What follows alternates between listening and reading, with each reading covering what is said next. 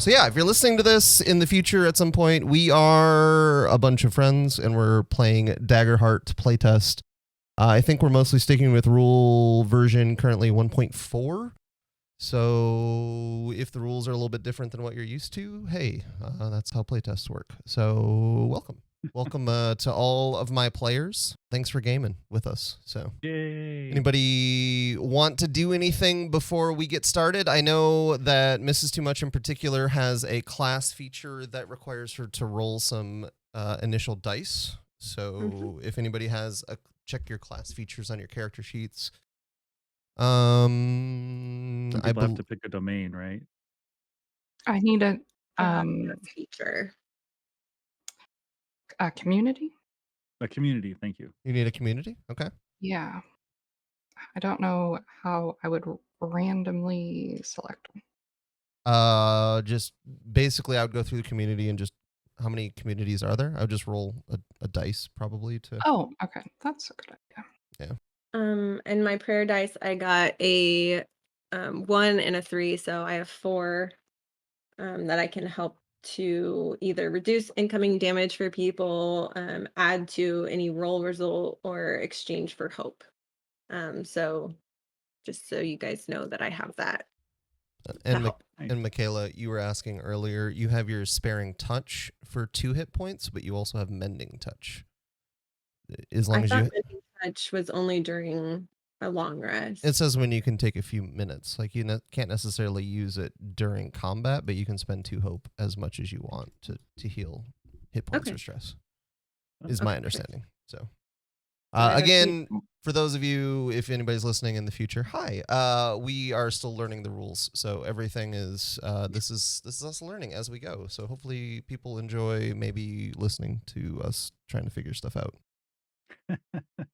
Does anybody else need anything prepped? I know Maz does not need to prep anything. I don't believe Bogha has anything to roll at the beginning of a session. Hilo, nope. Just do you? So you don't have to roll your rally die at the beginning. You do it when you describe how you rallied. Yeah, I have to do it per the session, so I have to like. It can't. Again, I think it's one of those not in combat, but. Yeah, fair enough. Fair enough. So I guess while we're getting set up here, I will kind of go through. So our campaign takes place in a land that we are calling the Shatterlands. The Shatterlands has different areas with different features, and all of us are from different parts of the Shatterlands. We have actually, let's go through and maybe. I guess maybe we should do this. Just say what your character name is and what. Just like not like a full introduction, but like what class you are and maybe what race you are if you want. My name is Svetlana. I'm from the country of Svinia, and I am a seraph. My god is Kor, and I am a firbolg. I come from a long line of firbolg people. Thank you, Svetlana. Who do we have next? I'll go. My name is Yriel. I am a goblin ranger with my companion Pazu, the sandcat. Thank you very much, Yriel. Who do we got next? I am Hilo, a clank bard, a mechanical automation automaton thing. Robot-y. But a bard, so you know. Perfect. And next? I am Bogha-Froise. I am a ribbit sorcerer of elemental origin. Awesome, thank you. And Maz? And I am Maz, a seaborne fairy guardian of, with wings and cool stuff. Awesome. And I am currently the GM, but I will be playing in different sessions. For those of you kind of tuning in, if you're tuning in, we are planning to do this campaign, what we're calling campfire style, which is some of us are going to tell stories sometimes, and then some of us are going to tell stories other times. We're going to rotate out GMs as if we were telling stories around a campfire at the end of our campaign. So I'm currently the GM, but I will be playing Salvador Darkwalker, a ribbit rogue from the wilds of the Endless Forest. So that is who we have in this campaign. And I guess without further ado, it's probably time that I turn to my notes and get started. Before we start, Yes. my character sheet doesn't show the appropriate weapons, and I cannot remember where to edit this. It's not. If you like, they're not equipped or they're not there at all. I have one that's the short sword is in the wrong spot, and the other one is an unarmed strike. And that's definitely not what I did. Yeah, I do see that. If you go to equipment, you should be able to equip things. At the bottom, there's like, if you have the screen collapsed, you might not see the equipment thing, but should be like effects and features, equipment details, that sort of thing, towards the bottom. Okay, yes. And then you can equip your weapons and things from there. Does anybody have anything else? Again, like, this is very freeform. We're all learning the game, so please don't ever feel like you can't ask questions, because I'm running this session and I'm also still going to have questions. So, just a lot of good looks and charm there, buddy. a lot of We're good ready looks and for you. charm. That's my goal. Anybody have anything? Same with his biography. No, my attributes are not as I had saved them. I think that's probably what the problem is. I'm so sorry. No, take your time. I'd rather we have it all set up, and then you can edit your character. We've got time. Then Especially if he has penalty, he's going to take 14 minutes. We got all the time in the world. Yeah, I have no idea. This is my first time running anything. Technically, I've run like a session -1 for some friends running the Marvel TTRPG, but session -0 or -0, yeah, -1. We did it essentially as I'm going to drop you into a random encounter that's not related to anything and see how the combat works. So this will be my first time with a real story. And you guys are going to have to fill in a lot of blanks, because if I just read word for word what I wrote, we'll be done before 1 o'clock, which is in 10 minutes. So I don't think that'll be a problem. I mean, I've not really, other than Michaela, I've not really played games like this with you all. So I didn't know if you'd just been like, beeline, here's the objective, walk straight towards it. So we'll see. Like, have you met a couple of these folks? I figure Ticha is gonna be pretty. He's gonna be like, ooh, shiny, and wander off, and I'm gonna have to figure stuff out as we go there. But I think you're going to have a hard time like keeping people like interested in the same shiny. Is really going to be the problem. That's fair. It's like herding kittens, my friend. It's herding kittens right here. Good luck with this, buddy. It's true. I'm excited though. I don't know. A little like I think the thing that interests me most about tabletop games is the fact that we all get to tell stories together. Anybody who knows me probably knows that I'm a big story person. Anyways, so the fact that we get to tell stories together and like just kind of make it up on the fly is awesome. What were you saying, Jen? I'm sorry. This is still showing that as a secondary weapon. I think it was not a secondary weapon previously. It's listed in your equipment as secondary, so yeah, you might just need to go and equip a primary. Because Maz has a short sword that is primary weapon. Primary and secondary. I got 2. Yes, he is double swording. Known for that. How do you think I got this beard? What does that mean? Let's say because you couldn't shave with it. Right. What does that mean? Yeah, no, I shaped it. I shaped it with the 2, like it's like comes to like okay. a thing, like, you know, like Superman shaving with a mirror in his heat vision. That's you. Yeah, I mean that's what my barber does. So just there the other day. I was like, "Yo, Angel, get up the short sword, buddy." I absolutely do not see a sword that is not secondary or two-handed or some kind of physical thing. Let me double A strength thing. check. I don't know that I have a character that can use a sword, but I should be able to should I be can go able try to take a peek. to. Yeah, maybe they changed, so you can't. Maybe a short sword is only a secondary weapon now. It might be. No, I mean I still have it though. I mean, unless because it says primary weapon, physical, one-handed short sword, secondary weapon. If I search for short sword, there is only a secondary weapon now. So you might have been just opted in since it was 1.3. You might have had 2 short swords.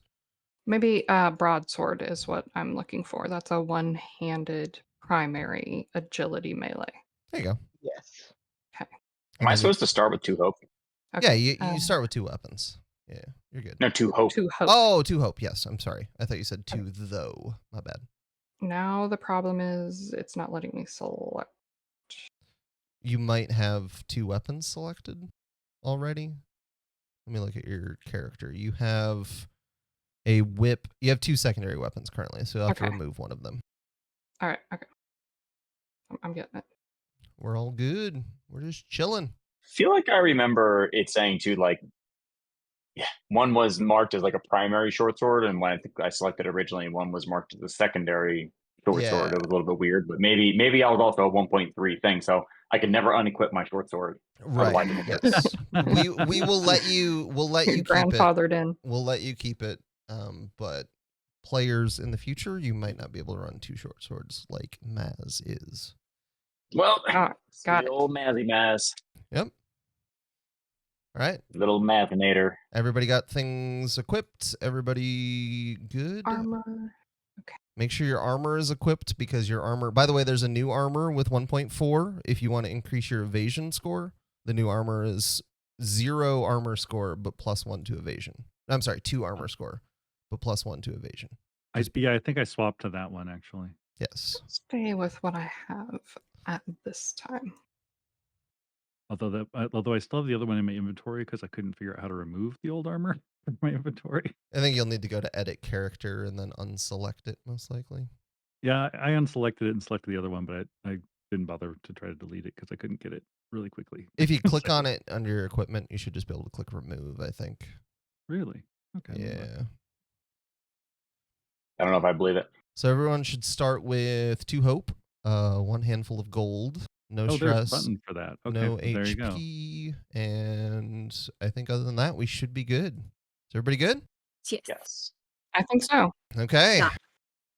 Allow me to transport you via roll 20. Is everybody seeing what I think they're seeing? Campfire. Fire. Oh. All right. Out in a clearing in the middle of the woods, under a canopy of the brightest stars you've ever seen, a campfire blazes, shooting sparks and flames high into the night sky. Around the campfire, loud and raucous, laughing and drinking and singing and eating, roasting meats and marshmallows, swapping stories and strumming instruments, sit you and your closest companions. The ones you've journeyed with as long as you can remember. The ones you've fought beside and bled with. The ones, maybe the only ones, who know who you are and what you are really capable of. The ones you trust with your life because across years and miles, you already have. You're gathered to celebrate being here, being with each other, knowing each other. You're gathered to celebrate friendship and adventure and trials overcome. You're gathered because you believe it's time to put down your weapons and find some peace for the rest of your days. You're gathered to say goodbye, maybe not to each other, but to the lives you've lived together so far. The adventures you've shared haven't been easy. You've seen pain, felt pain, and when the situation demanded, even been forced to inflict it. You've known loss, suffered defeat, and failed when victory was all but assured. But you've done your best to live a good life in bad times. You've tried to give as much as you took, to help others as much as you yourselves were helped, to leave something behind for those who would be there after you. And now, adventurers, I turn it over to you and ask, around this campfire, is there anything you'd like to do? Anything you'd like to talk about? Anything you'd like to discuss before we dive in completely? We've had some good times, haven't we? I am so happy to see all my old friends all gathered together once again. Yes. Da. all still alive as well. What a surprise. That's so little faith in our abilities to stay alive. We are accomplished adventurers, you know. You know, I did almost lose my toe that one time, though. You have 9 others, you'll be fine.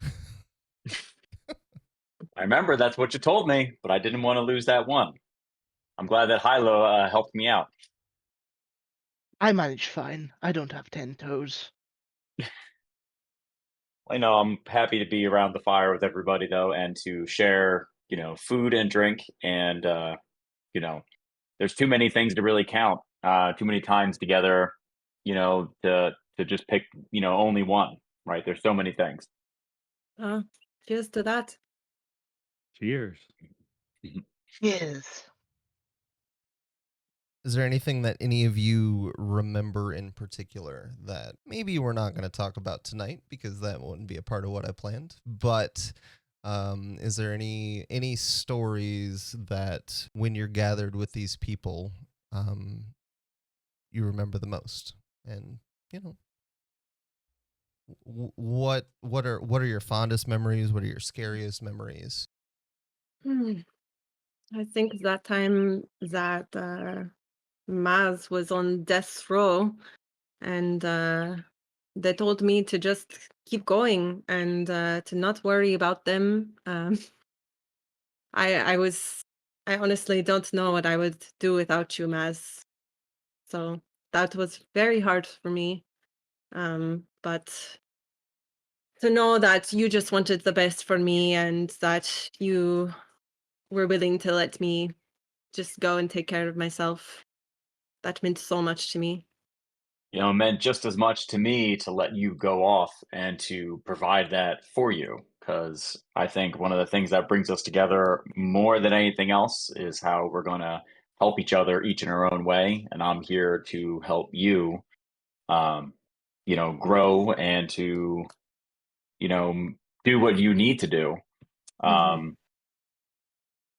to be, I don't know, be successful. I mean, right? To keep moving, and if that means leaving me behind, I'm going to do it. Yeah. But you guys have always been more like family than friends. So I think that leaving anyone behind is difficult for sure. It's never a decision that we want to make, but we only make when there's nothing else that we can do. But we've always ended up coming back together again and, finding a way to make that work. Yeah. That fate has bound us together. A tight bundle, like sticks. Yes, I agree. You never. No, go ahead. I actually had forgotten about your toe. But as I recall, it was my fault that you almost lost it. So I had to help. Yeah. I'm glad you came around because, I like that one and I didn't want it to go anywhere. I've only got so many. I'm not blessed with all 10 either. So, I guess when you can fly around, maybe you don't need all the toes, but I prefer to keep them, to jump and hop around and, move about. Maybe that was his lucky toe. Her lucky toe. Yeah. They, I'd say we're tied together with fate as sort of like a rising tide, right? The tides come up and then they go down, and they also come towards the shore, then move further away, but they always end up back together again. Like my toe. It's back together again.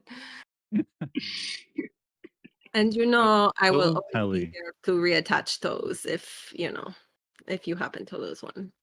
There we go. No, that's important. that's what brings family together. Yes, exactly. Reattaching toes together. So what makes a family a family. I like to think of all the great songs from Hilo as well. Whenever he is able to, grace us with a wonderful tune. I'll say those are some of my favorite memories. Does anybody have any favorite songs from Hilo recounting any adventures? It's hard to pick a favorite when they're all so witty. I mean, if anybody has a choice line they could remember, I would certainly love to hear it.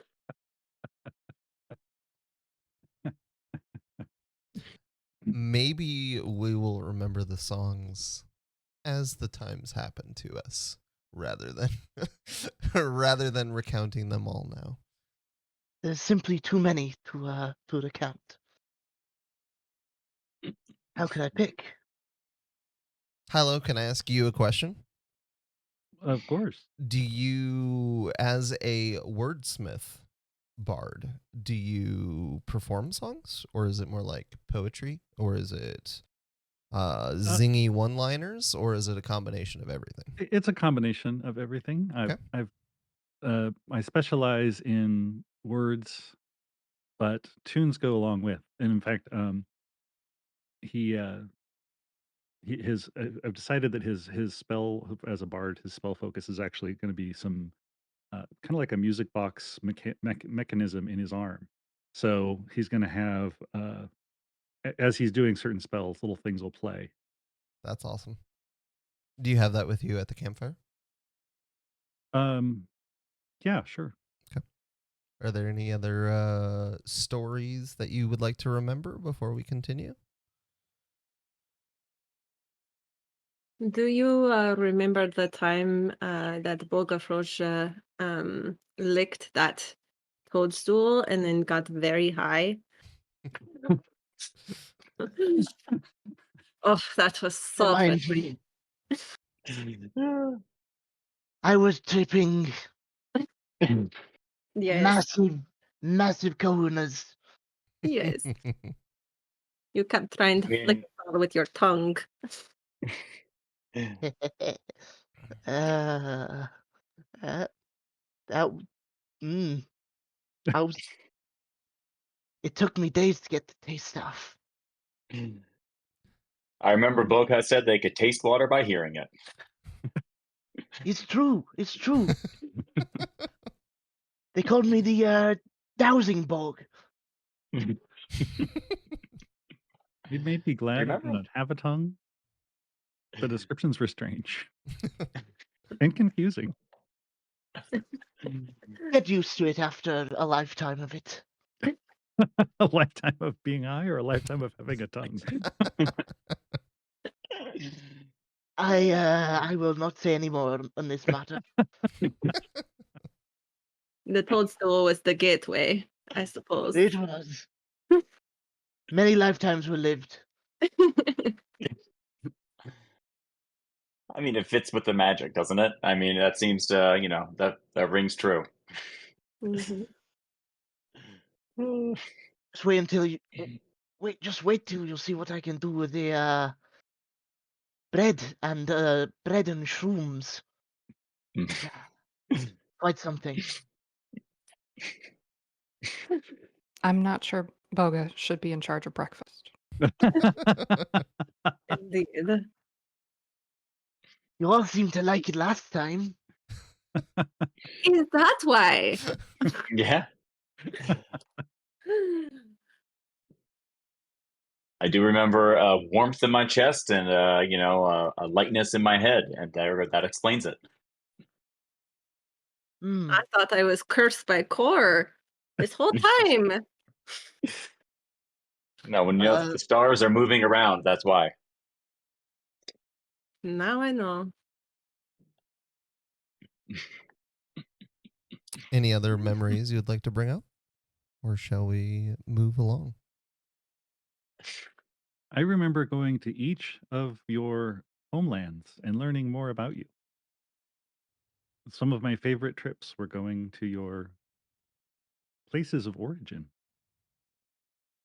And when Yriel, when she tripped and fell into the cow dung in Sweden, I could not stop laughing.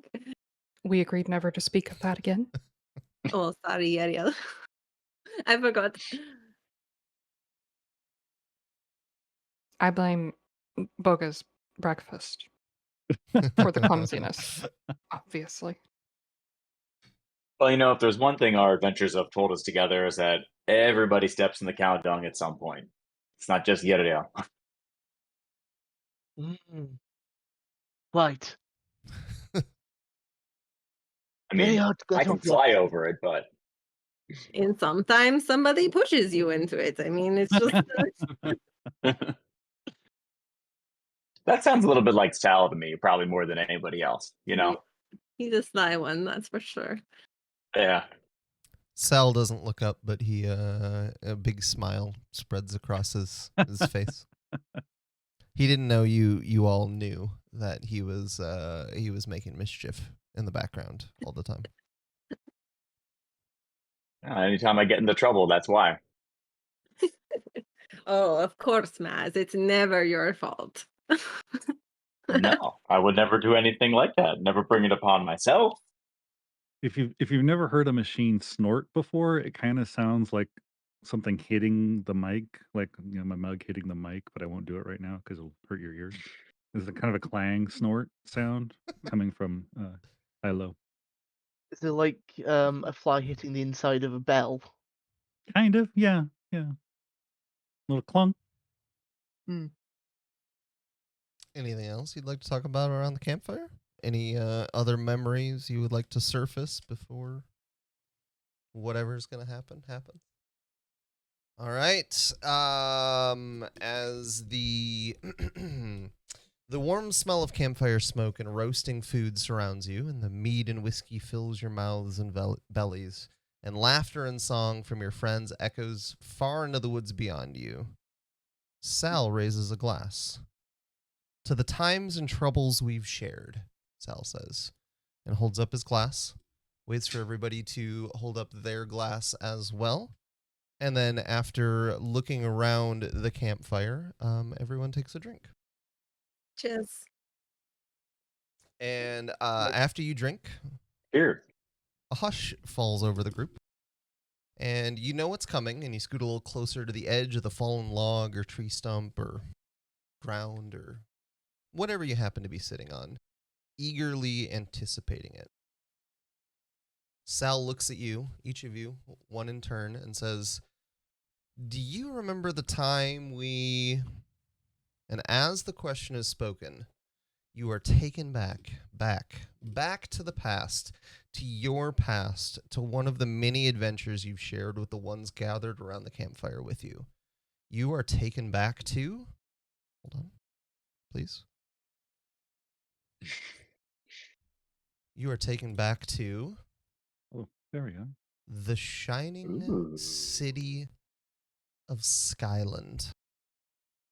The buildings, tall as you've ever seen, sparkle in the bright sunlight. For some of you, this might be the very first time in this wondrous city. For others, you might know the streets as well as the back of your hand. For all of you, though, you've never seen Skyland like this. Never seen it so dressed up, so beautiful.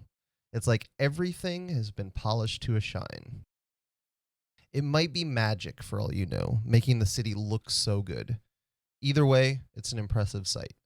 Everywhere you look, there's streamers and banners and balloons. There's people in party hats eating carnival food, and everyone really and truly seems happy. It's a celebration. It's the celebration, the 100 years peace. For almost everyone, this will be the only 100 years peace celebration they ever get to attend, so they're living it up. It's morning, the sun is still shining, just starting to creep to the top of the sky, but already the drinks are flowing and people's bellies are stuffed with food. It is, in a word, wonderful. Now, you know that soon the official festivities will kick off with an announcement from the Herald of the Square. But before that, I want to hear about all of you. How'd you get here? Why'd you come to this event particularly? And how do all of you meet each other at this event? Talk about whether you knew each other before. Talk about if this is your first time meeting each other. I've set the stage. I want to know what you all have planned with the 100 years peace celebration you are attending. Well, I, for one, have come to this great city to spread the words of core, of peace, and of altruism. I've come to heal the sick, sort of like a medic tent at a fair. I'm here for anybody who has maybe overindulged. I thought that this would be a great use of my talents and a great way to spread the good word of core. And as such, I actually met Yriel at one of my med tent activities. She had drank a little too much whiskey, let's say. And so I healed her, and she let me pet her cat. So that was a great experience for me. And she's introduced me to a few other characters around town. I've really enjoyed getting to know all the people of this wonderful town. Pazu is an excellent judge of character. So when he permitted Svetlana to pet him, I knew that she was a good person, somebody that we should keep in touch with and get to know better. Can we experience a little bit of that first meeting? So it sounds like Yriel was maybe, I don't know if Yriel was in the medic tent or if Yriel was resting in the shade or what, but I would love to kind of narrow in on that moment for just a little bit, kind of experience the interaction between the two of you. Svetlana is walking down the street, and she sees a young goblin woman on the side of the road with her cat, and she seems to be a little worse for wear. She looks severely dehydrated for sure.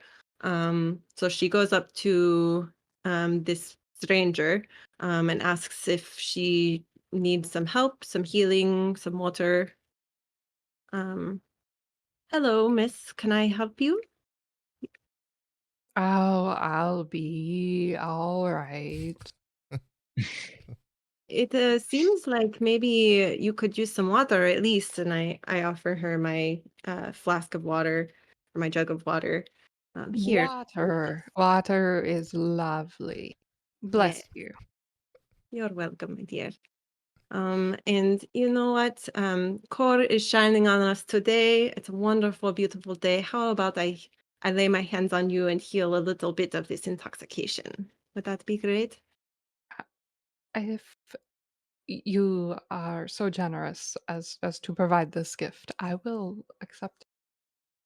And I pet her arm, and as I touch her skin, a warm glow starts from the edges or from the middle of my palm out my fingertips and into her shoulder, and you can see as the brightness spreads throughout her body, and she just seems to be a little bit more alert and aware of her surroundings.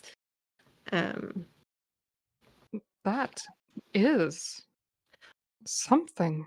How have you come by this ability? It's the light of Kor. It's not my doing at all. You see, wherever the sun shines, Kor is here, and he will help us to feel better. May I pet your cat? He's so fluffy. You must ask Pazu if you may pet him. Yes, He absolutely. does. He makes his own choices, and he will determine who is a suitable companion and allowed to pet him. A good companion you are to speak on his behalf. Pazu, may I give you a little pat on the head? It will be gentle, I promise. Pazu evaluates Svetlana, sort of, the over the shoulder casual cat look, and gives a little nod of his head. Oh, and I give him a little pat on the head, just very gentle. What a good kitty. Pazu's head tilts just a little bit. That subtle acknowledgement that cats do. That this is a good pat. Good pat. It is great to meet you, Pazu. And who is your companion? What is your name? I don't think I caught it. My name is Yriel. And Yriel. again, thank you so much for your assistance. I've traveled far and have maybe uh, overdone it just a smidge Oh, this last night. we all do sometimes. Yes, that is okay. It is great to meet you, Yriel. My name is Svetlana. It is my first time in the city here too. Do you know many places around here? Where have you Uh, been staying? I have traveled here with my community. We travel often, but we definitely wanted to make it to Skylands for this 100 years peace celebration. It's a once in a lifetime, event. We definitely did not want to miss it. So I Absolutely. this time I just stay with my people. Oh, it's so great that you have people to travel with. I know it's always so scary for me to go to a new city all by myself. So it's great that you have people to come with you. It is. It's always Yes. nice to have companions. These are the family that I was born to. These are the people that you are Yes. going to. Oh, Yes. so nice. I'm not very close with my family, to be honest. It's kind of sad. But I love to meet other people and to see how their family really supports them in their decisions. It's nice. I shall have to introduce you. They're very welcoming. They're a Oh, friendly but rowdy bunch. we like rowdy. And what brought you to the city? Actually, it's a little strange, I know, for some people, but I really feel like it's my life's work to spread good news and kindness to everyone. And I saw that this event was happening, and I know sometimes it can get a little rambunctious. So I thought I would come and see if anybody might need my help, like you. Great people like you. And grateful we are. I'm happy to help.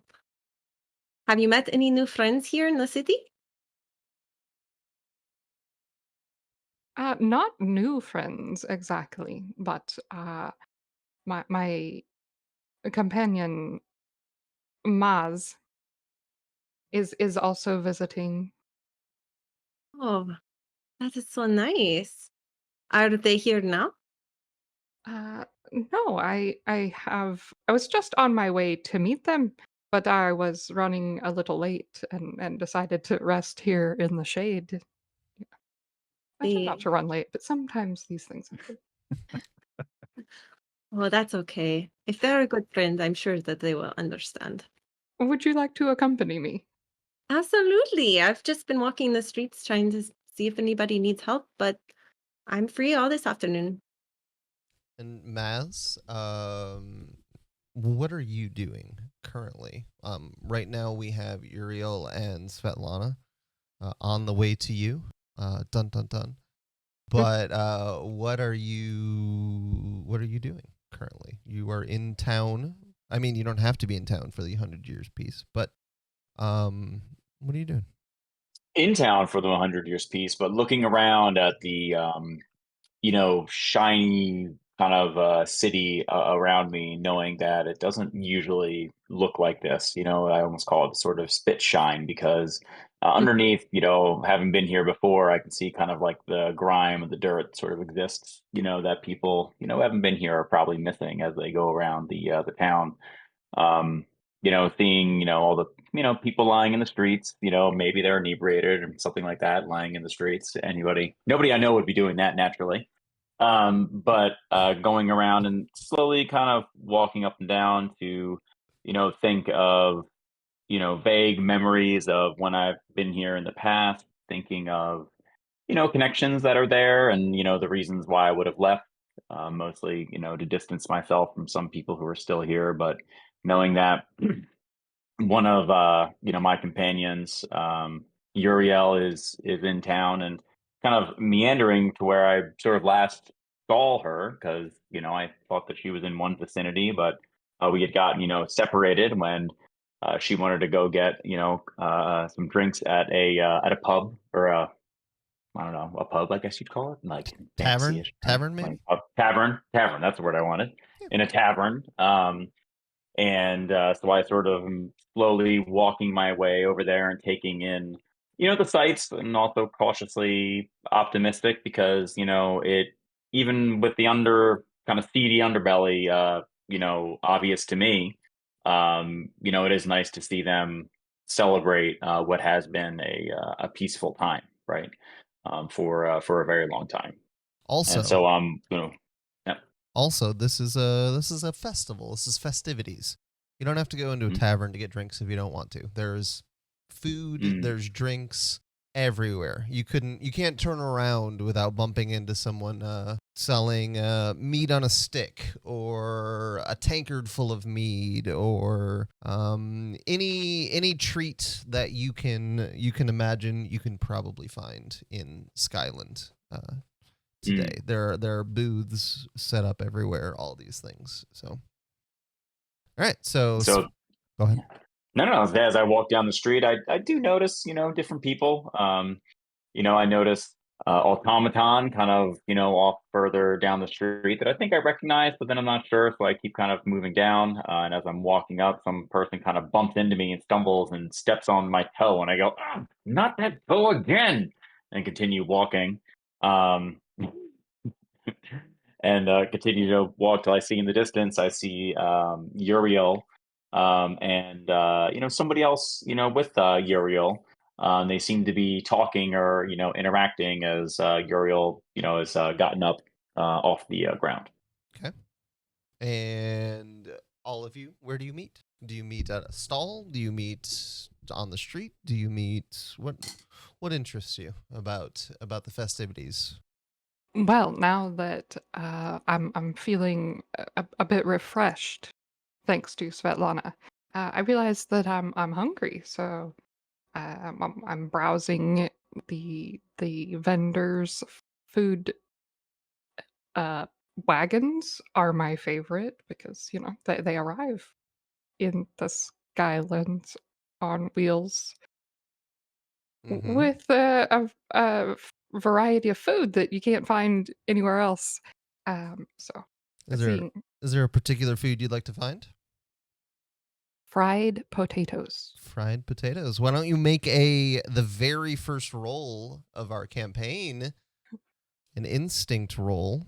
Let's see if you can find some fried potatoes at one of the stands. There's so many flashing lights, so many signs everywhere you turn. Someone's trying to sell you one thing or another. The energy is really high. Everybody is like, it's a fair, it's a festival, it's not a parade, but it's the parade energy. Yeah. So it's crowded and chaotic and exactly joyful. Okay, and how I just do the fear and hope first? Yep, you just roll your duality dice and tell me the number and whether or not fear or hope is higher. It's a hope 12. The first rope was for fried potatoes. I'm just glad that that's where we started. My hope for the fried potatoes was so strong that it cannot be topped. All right, you said a 12 with hope? Yes. All right, with a 12 with hope, you scan the crowd, you're looking around, you're trying to you're not a particular tall character, is that correct? No, I'm a bit on the height challenged scale. Okay. So you're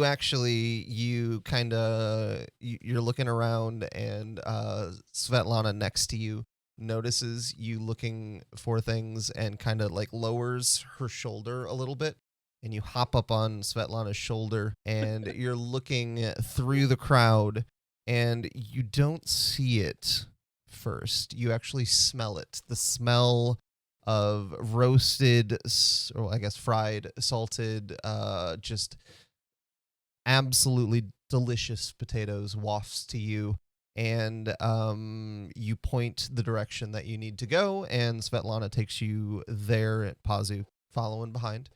I mean, I guess unless you want Pazu to do something else. It's your cat. Pazu likes potatoes too. And you get into the potato line. Padres Potatoes is the name of the stand that you see and smell and get in line for. Padres Potatoes. The scent is mouth watering. I am so excited, and I've got Svetlana with me, and I hope also that you like potatoes. But I know from experience that fried potatoes are the absolute best possible meal after recovering from imbibing perhaps a little too much. Oh, that is good to know. I've never tried fried potatoes before. Well, that will be my pleasure to gift this Mhm. um, paragon of potatoes to you. They smell wonderful. Wonderful. So yeah, we're waiting in line, moving forward. On my way to get potatoes, there is like they've already maybe set out some signs that say you can have toppings or what you could add to your potatoes. So the line moves a little bit slowly as they're preparing everything, but I'm sure that the wait will be worth it. And as we're waiting in line, I watching the people crossing the square, and I see Maz. Maz, I holler, wave, jump up and down because they may not be able to see me down here, but I'm determined to get their attention. Him? Is that the And I person? kind of like think I see something, so I flap my wings really briefly to kind of give myself an extra bit of height. And I look over there, and I notice that there's Padres Potatoes, and then I see Yriel right there, and it clicks in my head. Of course, Yriel would be right here because there's potatoes for sale, and that makes complete sense. Classic Yriel. And I see her standing with somebody else, and then walk up and ask, uh, hey, how's the line? How are you doing? How are you feeling? Well, I might have uh, caroused a bit much recently. Let me introduce you to my new companion. This is Svetlana. Svetlana, this is Maz. Svetlana was kind enough to offer me some water as I was resting in the shade on my way. Um, no particular reason, obviously. Just having a seat. Uh, and since she's so kind, and we struck up a conversation, and I invited her to accompany me on the way to the potatoes. Hmm. Padres potatoes. An ending friend of Yriel is a friend of mine. Nice to meet you. I'll say nice to meet you as well. And have you tried any of these fried potatoes yet, Svetlana? I have not, but they smell amazing. Have you? Because I haven't had these ones, but judging by the wonderful smell of food in the air, it's sort of kind of almost like overtakes kind of everything else because there's so many different food, I guess, things being cooked around us, but that one stands out above all. And I say to myself, this one I know is going to be good. I know it's going to be good. Good, I can't wait. Yeah. Then so I'll be getting something. So I'll hop into line. I kind of scooch in with both Yriel and Svetlana, and Fortunately, Pazu was holding a place in line, and we'll just pass that along to Maz. That's how this works. As glance down in appreciation. As Maz steps into a line, somebody behind just kind of, and his wife kind of taps him on the shoulder and is like, "Honey, it's okay. There's plenty of potatoes for all of us." But you definitely, someone behind you has noticed that you weren't in line before they got in line. Hmm. As the line moves forward, eventually, over time, you guys can discuss more as the line moves and things like that. But you get to the front of the line, and when you finally get up there, you notice that the person in the window, the window is probably not the right word, but in the stall is wearing all black with a little white collar underneath the black, and he's holding a pad, and he's just like, "Yeah, what can I get you then?" Potatoes, my good lad. Potatoes is all we sell. What do you want? Potatoes with fried onions and cheese, and some of those the crumbly meat bits, and more cheese. And he turns behind him and yells, "2 potatoes on a raft and make them float!" And then rips the piece of paper off, sticks it on the thing, and slides it across. And anything else then? Whatever my companions want. It's all on my tab. I'll just share with Yriel. If that's okay, Yriel. You should probably get your own. Get my own. The guy running the stall chuckles. Bold assumption that she'll share. I'm plant-based, so is there anything that you can put on top of the fries or on top of the potatoes that has plants in it? Potatoes as plants. What? It looks down at it. Potatoes with garlic on top? We can do garlic. Yes, that would be great. Thank you. Takes the pad off. He doesn't have anything clever to say this time because that was the one that I made up. He takes the pad, slides it, and looks at Maz now.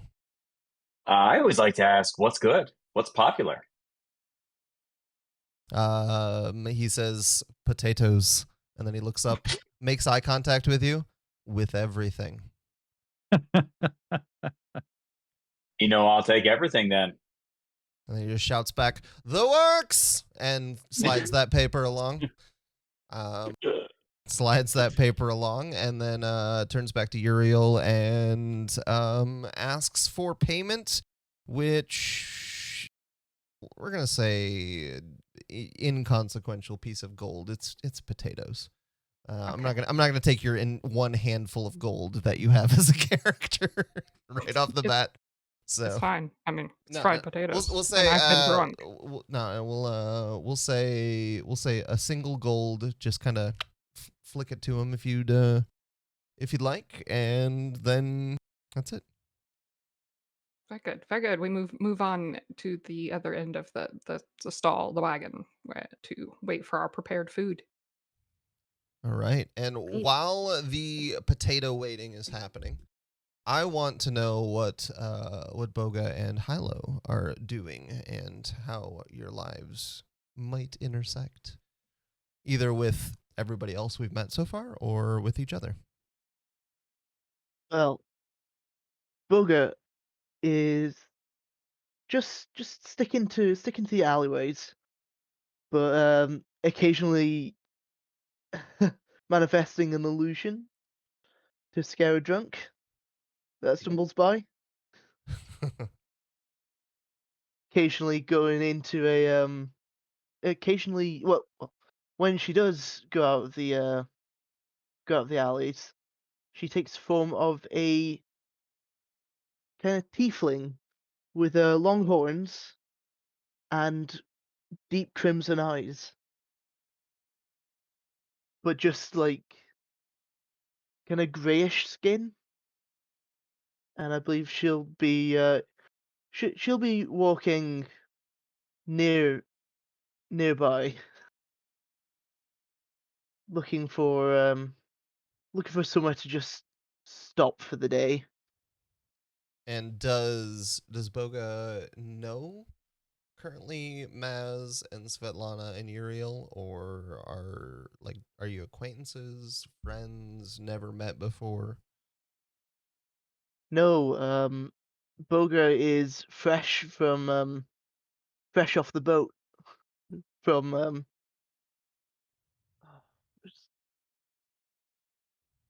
her homeland. I can give you the map back for a second because I believe you're so dumb. I believe you were down in the bottom right, down here. Mangrove. Yeah, she's fresh off the boat from Mangrove. Awesome. And what about you, Hilo? What about Hilo? Hilo's been wandering. Like he doesn't stand still for very long. Is what ends up happening with that. He's constantly looking around and not necessarily watching where he's going, and more than once has been startled by one of Bogha's illusions, and then tried to follow them until they disappeared, and then looks around really confused. Um, Having never been to Skyland before, everything's really new. And he's constantly looking around for something like inspiring or that he knows, and just not finding anything at all. Except he thought he saw someone he had met at the from their. Oh no, I forgot the name of the town now. Oh, Uh, hold on. From Kraken's Harbor, because he's been along the coast there before. But he lost them in the crowd and is kind of scanning now, looking around to see where he can find them. And then he sees like this cat-like thing that kind of catches his interest, and he just follows it around, having never seen a sandcat-looking thing before, and is kind of just wondering what in the world it's doing here amongst all these people in this celebration. And the whole rest of the celebration is lost, and he's just following this cat, and stumbling into people on occasion, apologizing profusely. Um, but absently as he's tracking this cat. The good news is that the spirits are so high at the celebration that a clank stumbling into people. I'm picturing arms out, like, come here, kitty, come here, just like arms out, walking straight forward. That is not enough. Like in normal times, that might set some people on edge, but everybody is in such good spirits, and let's be honest, already at least slightly drunk. That maybe you get a few ales sloshed on you and those sorts of things, but you don't start any fights with your stumbling. People are too happy. Pazu. Pazu is ever on guard, ever attentive. Has noticed the clank that appears to be following their group and is now observing as they wait in line for their potatoes. And Papazu has evaluated the danger and determined that the clank means no harm, but Pazu sort of leans into Yriel to sort of convey something that should be evaluated. So Yriel reaches down, comforting Pazu, just sort of cupping her hand around his head, and there's sort of silent communication between them. And Yriel turns to see the client, who's just fascinated by Pazu, but seemingly no threat. Um, she calls out to the clank. Hello, would you like to approach? This is Pazu. And Hilo reacts with startlement, like, "Oh, Pazu?" And he looks at the cat. "Pleasure." And then to the shorter person there, but way taller than the cat. And he's like, "What was your name again?" Well, my name is Yriel. What is your name? "Hilo." Hello. What is your name? "Hilo." I Yriel kind of glances around, suspecting some sort of prank. What? I bend down and I whisper in Uriel's ear. That's his name. Hello. Hi. Oh, hi. Hilo. Hi. Hilo. What? And Greetings. Hilo kind of cranks his head a little bit to the side, like looking like, "Are you damaged?" Like not saying that out loud, but like trying to assess. What brings you to the square this fine day? "I'm here for the celebration." "Aren't you here for the celebration?" At the moment, I am here for potatoes. They do not have potatoes where you come from? Not what I'm looking for. They're not native. Potatoes are not native to my region. It's a fairly uh, arid region that doesn't have a lot of crops. And Like as potatoes. you say that, a bell dings, and you hear "Order up!" and your entire order for all three of you slides across, and it's a pile of the messiest, like greasiest, most delicious looking fried potatoes you've ever seen. It's just Maz's in particular is slathered with, like, I mean, everything you can think of. Like, you don't want to dig in too far because you're not sure what you'll find, but you just want to eat it. And the who you presume is Padre slides the potatoes to you, and you're just holding these right in front of Hilo. Mm, Hilo, do you partake of food? I am not familiar with plank. 1 second. Sorry. If he doesn't answer that with Hilo, I don't know what to tell you. Well, I'll tell you that I'm nervous to dig into mine because, like I said, I don't even know what I'm going to find. These little crunchy bits, though, oh my god! Oh, Yeah, they're so good. You got the kitchen sink, is what you got. That's the joy of the everything. Like each bite is some new fantastic combination. And there's something sweet, salty. Oh man, that actually tastes kind of bad, but I'm still going. Like, oh my god, I'm famished. May I? And I ask if I can take the mine from Maz. May I? Please, yeah, just make sure you get one of those little crunchy bits right up on the top, because I'll tell you that, like, that makes it worth it. Well, as I munch away at my potatoes, I glance back over towards Hilo, and I kind of wait for him. I wonder. I don't think they eat, but I guess he'll fill us in.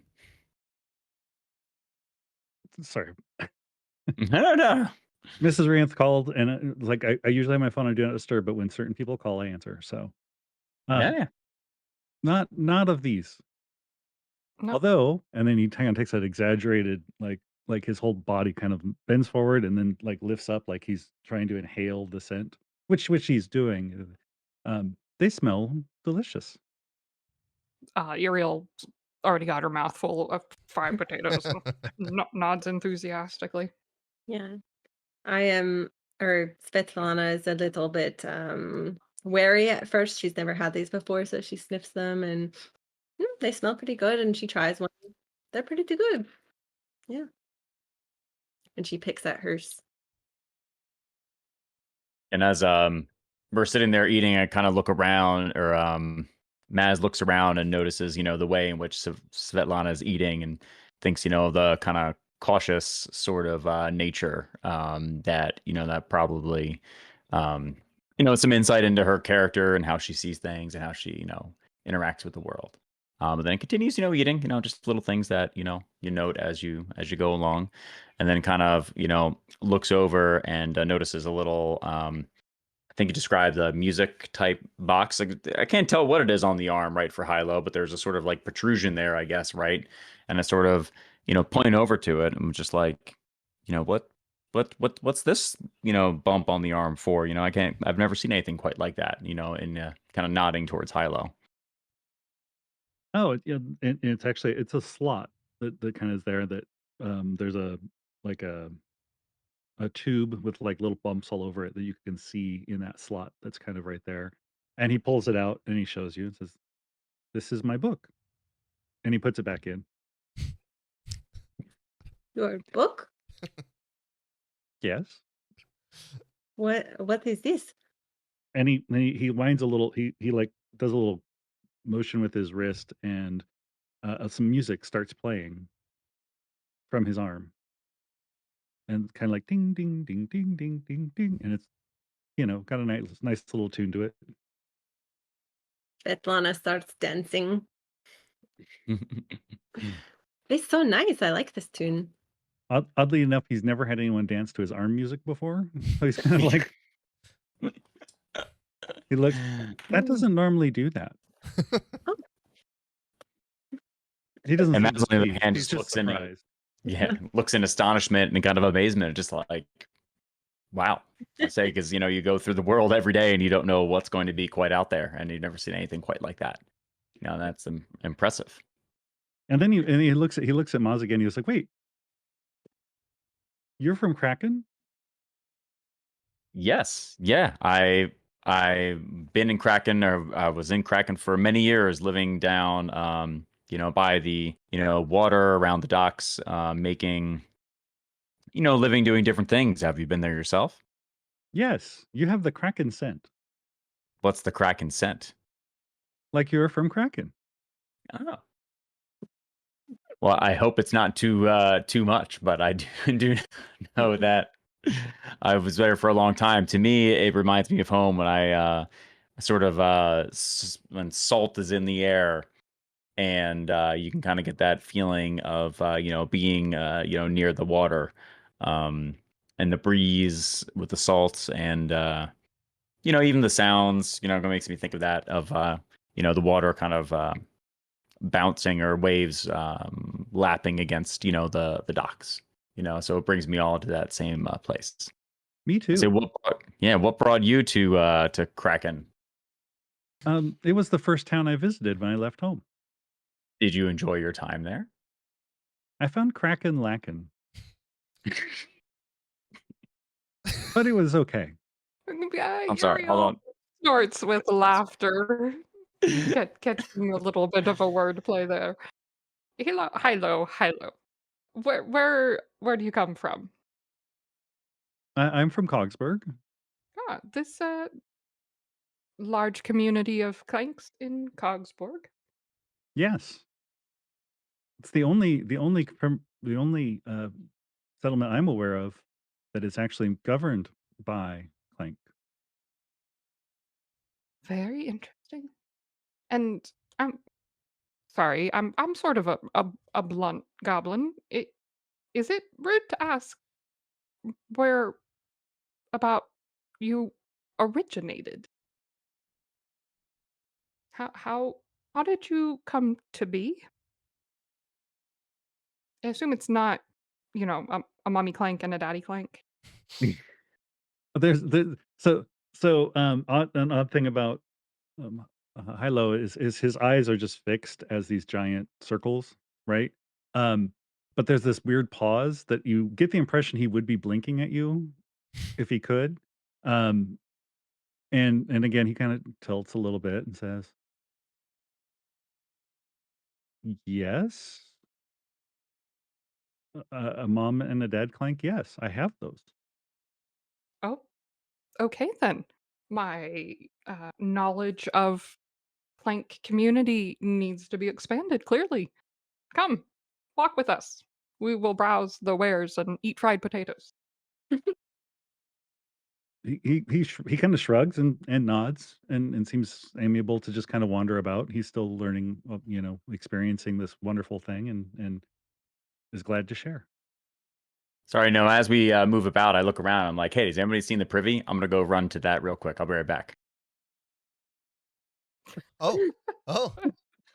I think it's in that alley over there. Hilo says, Yeah, in that particularly shadowy alley. "Yeah, Certainly Yeah. smells like it. As Maz dashes off, your eyes follow Maz's direction, and in that same direction, you notice a tiefling with long horns, deep crimson eyes, grayish skin, and maybe a little unsettlingly, this character seems to be looking directly at you.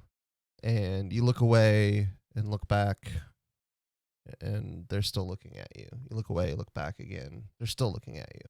And I don't know, maybe you maybe you think nothing of it. Maybe you do something about it, but I will leave that to you. But you'd notice a character looking in your direction for whatever reason.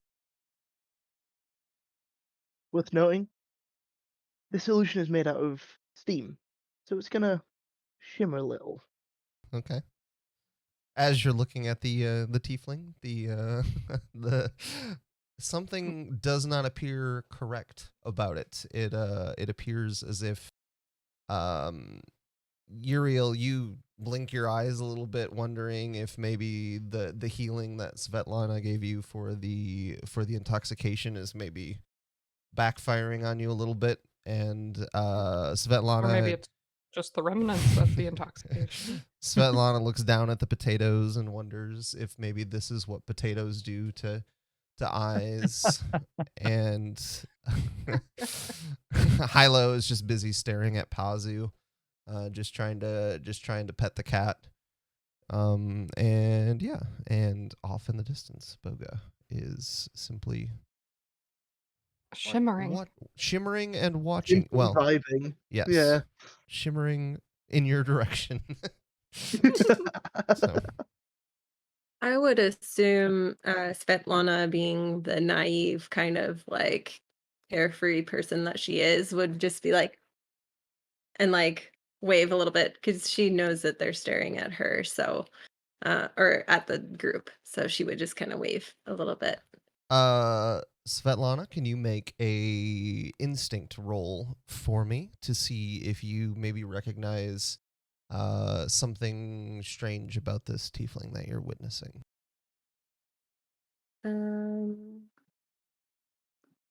I will in 1 second once I figure out how to do that. You just got to roll 2 dice and add your instinct score to it. It's 2d12, right? 2d12, yep. Okay, 21 or 22 with hope. Wow. I got a 10 and 11. So I do this. you look directly through and see behind the illusion. You see a small ribbit who, as you look through this illusion, seems surprised to recognize that you are looking at them rather than looking at what they are presenting to you. Yes, Svetlana is looking directly in Bogha's eyes, which are like 3 feet lower than the illusion that she is casting. What do She you... waves. She waves, okay. Bogha starts looking around a little bit panicked, like, oh, this has never happened to me before. And Maz and Yriel and Hilo, can you also make an instinct roll for me as well? I want to see if you realize what is going on with Svetlana and Bogha, who you don't know is Bogha. Yriel's got 19 with fear. Okay. Hilo has a 15 with fear. Okay. I rolled 2 dice, but I don't know how this works. Add the numbers up. Rolling... Add the numbers up, and if your hope die is higher, you roll with hope. If your fear die is higher, you roll with fear. 15 with hope. 15 with hope. Okay. Don't you add your instinct modifier as well? You also add your instinct modifier. Correct. My instinct modifier is 0. Okay, perfect. So 15 with hope. Sounds like a microcosm of the rest of my life. Let's go. So you all perceive Bogha. I guess what I should say is you all notice that the tiefling that you thought you were looking at isn't what you were seeing. But Yriel and Hilo, you maybe don't know what you see outside of that. All you notice is that the tiefling is not real, and Svetlana is just kind of waving off into a direction that that you wouldn't expect based on the positioning of the tiefling. Maz, you see this ribbit, and it is up to you what you do from there. Also, game question, mechanics. Yes. Do I get a hope now because I rolled with hope? You do. Anybody who rolled with hope. So now I have 3. Add a hope to your character sheet. Correct. Okay. I don't really think we all needed to roll there necessarily.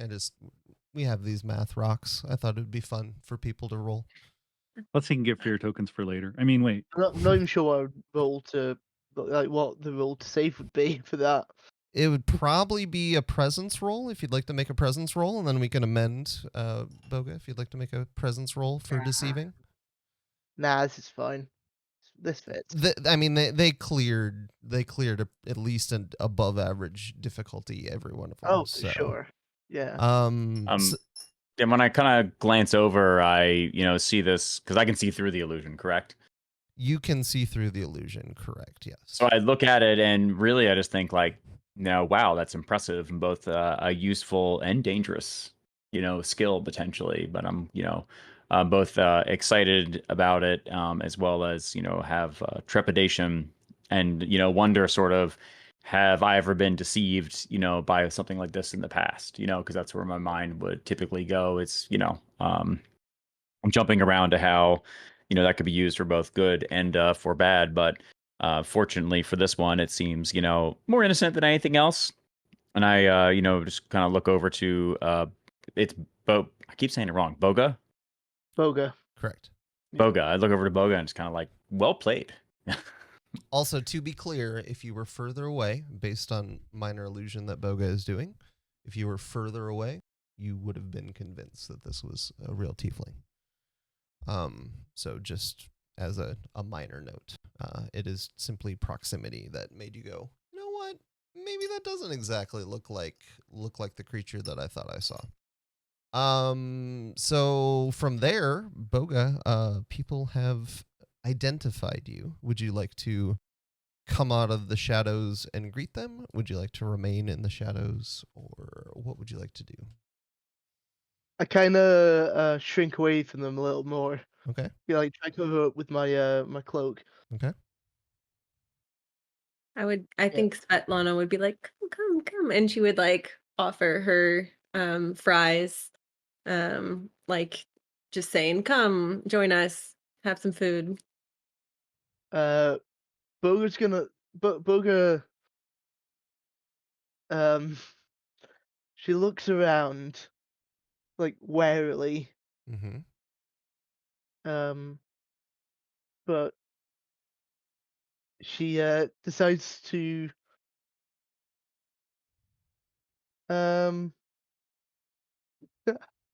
close are they to me?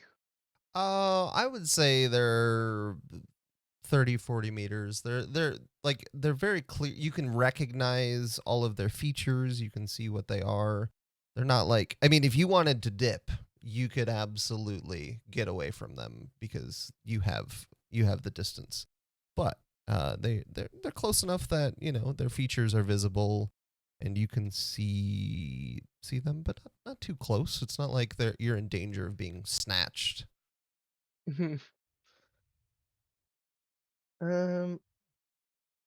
I draw my cloak around me a bit more and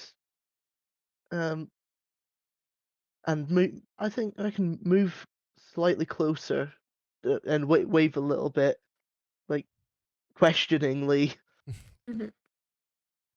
Okay.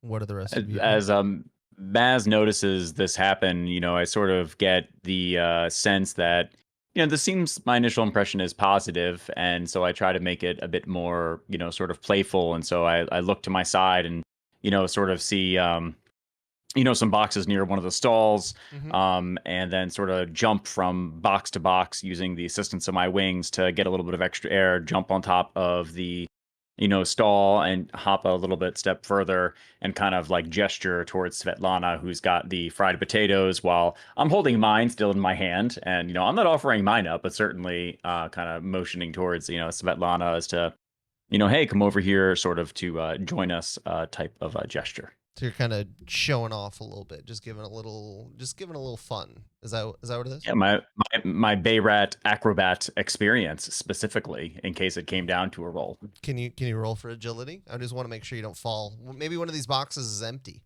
and you step right through it. So I'm using my Bayrat acrobat experience. You so then that would mean I get a +2. Correct. So I got a 19 with hope, so it'd be a 21 with hope. Okay. You do the most, like, it is a beautiful series of flourishes. You're not just jumping from box to box. It is poetry in motion. You are everything you do is impressive to anyone who is willing to be impressed by it, who's watching. Maybe a little shimmy as you go, a little shimmy shake, and anybody, like I said, anybody who is open to be impressed would be impressed by what you just did. Jumping from box to off a pillar. You do a little backflip. You, as you're about to land from the backflip, you flap your wings, get some more air. It's an impressive sight. And I think Svetlana would also notice that Bogha is feeling very nervous and timid, and so she would kind of try to make a little bit light of the situation. So she would pull something out of her ear and go like this, and it's like a big ball of light. And then she sniffs it, and it goes up her nose, and then she goes, and it shines out of her mouth. And she just kind of does like a few little magic tricks with this little ball of light. Using her experience with core, with the burning with the light of 1,000 suns.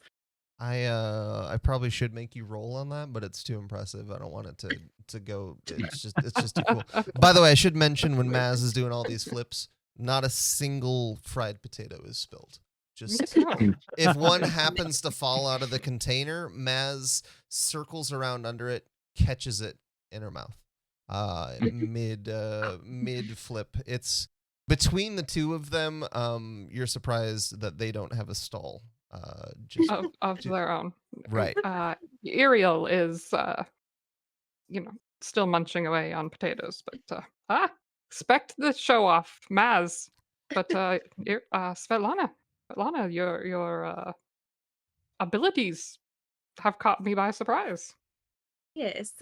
Sorry, I don't mean to show off. I just thought that it would maybe make Bogha or make this little tiefling frog in the corner feel a little bit more at ease and know that we're just friendly and joking around. And Maz kind of looks over at Hilo and glances at Hilo doing. Hilo is just like staring at the little glowing orb thing, like totally lost the attention of anything else, and is like his hands are moving like he's doing it himself, like he's memorizing the little showmanship thing she's doing to try to duplicate the juggles later. So if anything, you have impressed Hilo. We don't know what your effect Totally was. impressed me. Yeah. We don't know what the effect was on Bogha, but Hilo's hooked. Bogha, do you after witnessing this, do you take any further action? I'm like, I didn't realize it was a circus. Do you say this so they can hear that? Yeah, I tried to say it under my breath, Okay. but you can see my tongue flopping about. And then I utilize a bit of the I utilize a bit of steam. Okay. As it will. I just make a nice little rainbow with my hands. Svetlana sees it and starts clapping. So good, so good.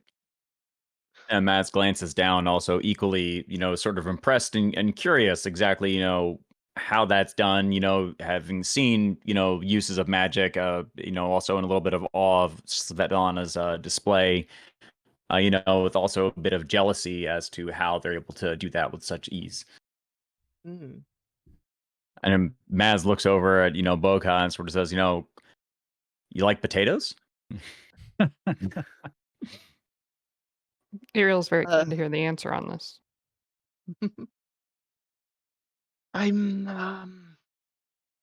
We don't really have them where I'm from.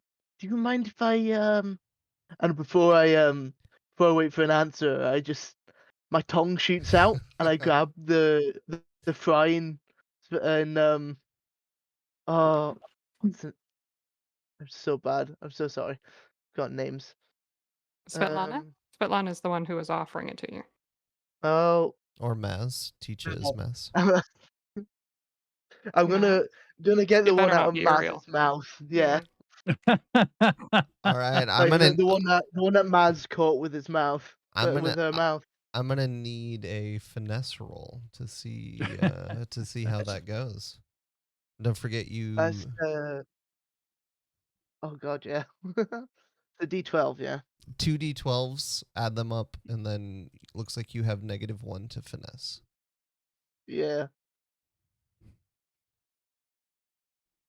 Oh, I got 13.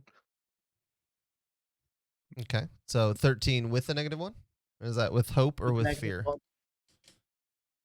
Oh, sorry, no. No, I rolled a 12, get -1 on that on the hope die. Okay, and then what'd you roll on the fear die? I rolled a 2 on the fear die. Okay, yeah. So 13 with your -1. So you add those two numbers, you subtract your whatever your stat is, or add whatever your stat is, depending. So yeah, 13 with hope, it sounds like. So due to the complexity of the flips and the tricks that Maz is doing, your tongue shoots out, and it's right as it's about to latch on to the fried potato. Maz does just a little bit more of a turn, and instead your tongue sticks right to the side of Maz's face, and like Maz is startled at first, but unless Maz chooses to, not particularly offended by it. Just did not expect the tongue. Maz kind of makes a sort of surprised face and then, sort of thinks like, not the first time that's happened. And then, has a sort of playful expression of, hey, I'm also happy to share mine. I know that you want it with everything. And I'll tell you what, everything is the way to go. So you want a little bit of this, and Maz continues the sort of maneuvers and, just starts to jump down into a separate box with one sort of extra flip, and then floats down, more gradually with the assistance of wings, and then hands one, or starts to go closer over to Bogha, sort of taking one out and offering it in a clear gesture of, hey, this is, I'm open to, sharing this with you as well. And because Maz is no longer doing tricks, Bogha, if you'd like to if you'd like to grab this one with your tongue, you wouldn't even need to roll for it. It would just be flair. I think this one I'm gonna grab with my webbed finger. Okay. One of my 3 webbed fingers. Okay. Slightly damp, but like, thank you. It certainly feels interesting. Well, as I said, I hope that you enjoy it, because I'll say this is a great delicacy in some areas. I know that Yriel is not able to get potatoes nearly as often as she would like. No, it's true, but this is the joy of being wanderborn as we are. We get to go and see new places and try new foods. So you're like a nomad. You travel a lot? We do travel a lot. We make our way through the world, sort of exploring, recording stories, learning about people and cultures, and trying to identify what it is that makes history flow the way that it does. I love that. Do you find that people are mostly accepting of you wherever you go? I know I've heard some stories about goblins, but I don't think that they are true. It depends on the people. People are very different and very varied locations and communities, depending on their own history, their community's history. Um, there are places that are very remote, but we appear, and even though we look and act very differently, they're very, you know, welcoming, open, and accepting, and will trade with us. And then in some places, there are people who will see a goblin and know only negative aspects and refuse to learn anything new. Hmm. Sounds troublesome. This is life as a wanderborn. You take the joys that you can find. Yes, this is a good way to look at it. New story sounds lovely. Yes. And Bogha, now that you guys can go in just a moment. By the way, I just want to find out, Bogha, now that you've taken this fried potato, do you remain with the potato givers, as it were, or there's our group name? Do you remain with the potato givers, or do Amazing. you duck back into the alleys where you were previously? I'll notice that they're kind of mid conversation. I kind of just slip backwards a bit, like slip backwards further into the alley, but with my eyes still on them. Okay. From behind like a box or something. Okay. I'm not very good at hiding, so it's kind of a little obvious. Does anybody say anything about? Do you notice? I think Svetlana would recognize that they're feeling nervous, and so she'd be like, "Oh, where'd Bogha go? Or where'd they go?" Acting like she doesn't see them, but she does. And maybe she would say something like, "Oh, I was really hoping to get to know this person. They seemed so nice and cute." So Maz kind of looks over at Pazu. Is Pazu the cat or Panzu?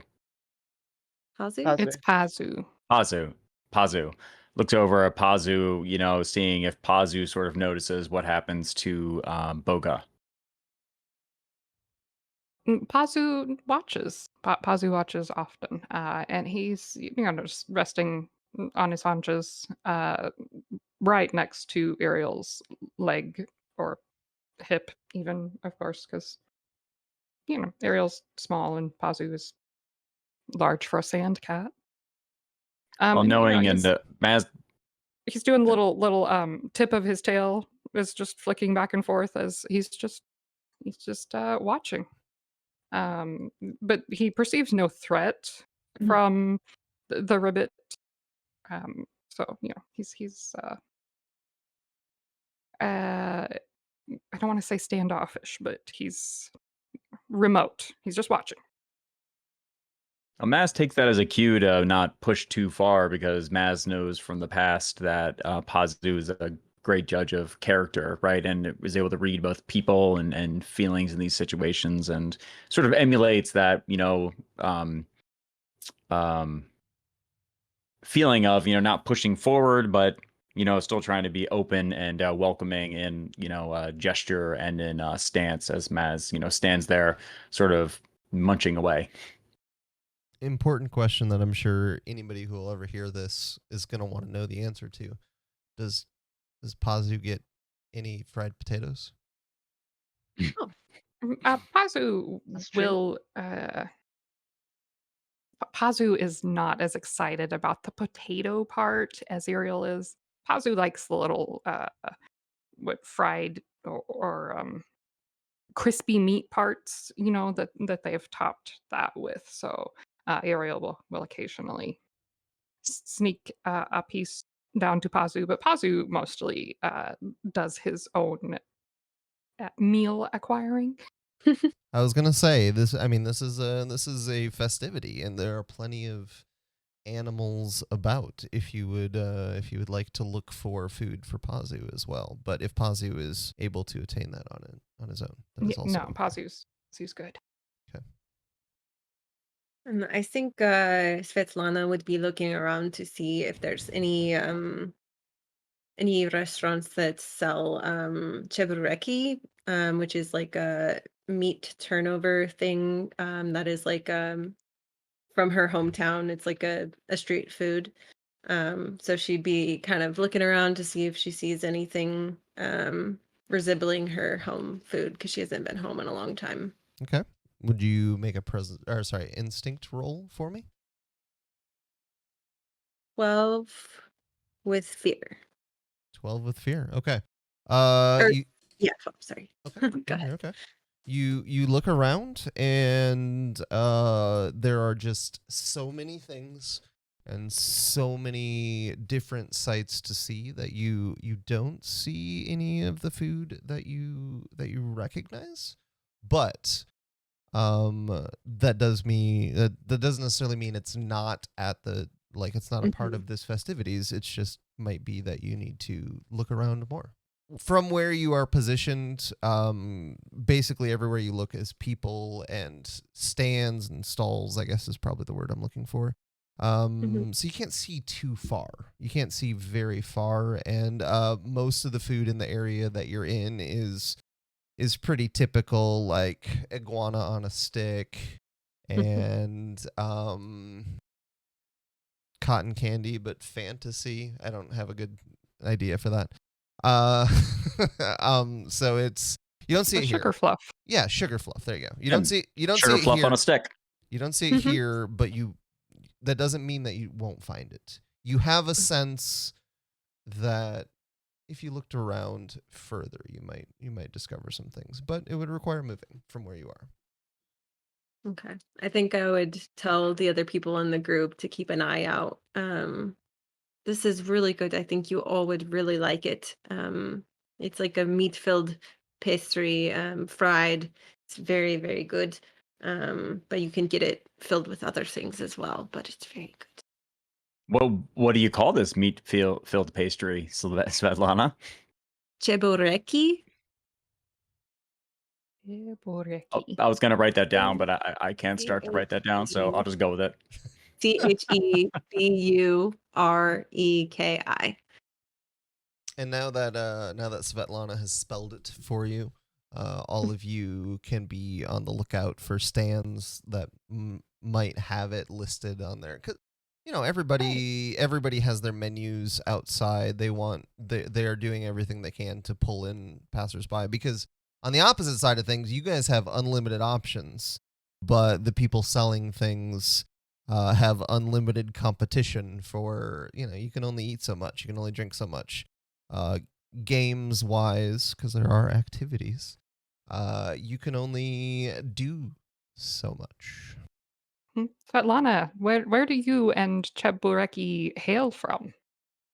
Yeah, actually, in the mountain. So this is a street food that they often sell at the farmers market. And it's very, very good. But we only have it maybe once a week, the opportunity to go to this place to get this. So even, in my hometown, it's somewhat rare. You can't get it all the time. But yeah, I'm from Slovenia, and it's like a farming community. I haven't been there in a very long time though, so I'm feeling a little bit how do you say, nostalgic for it. Sure. We will. Let's wander. Let's browse. We will keep an eye out for this. Little Ribbit, do you wish to accompany us? I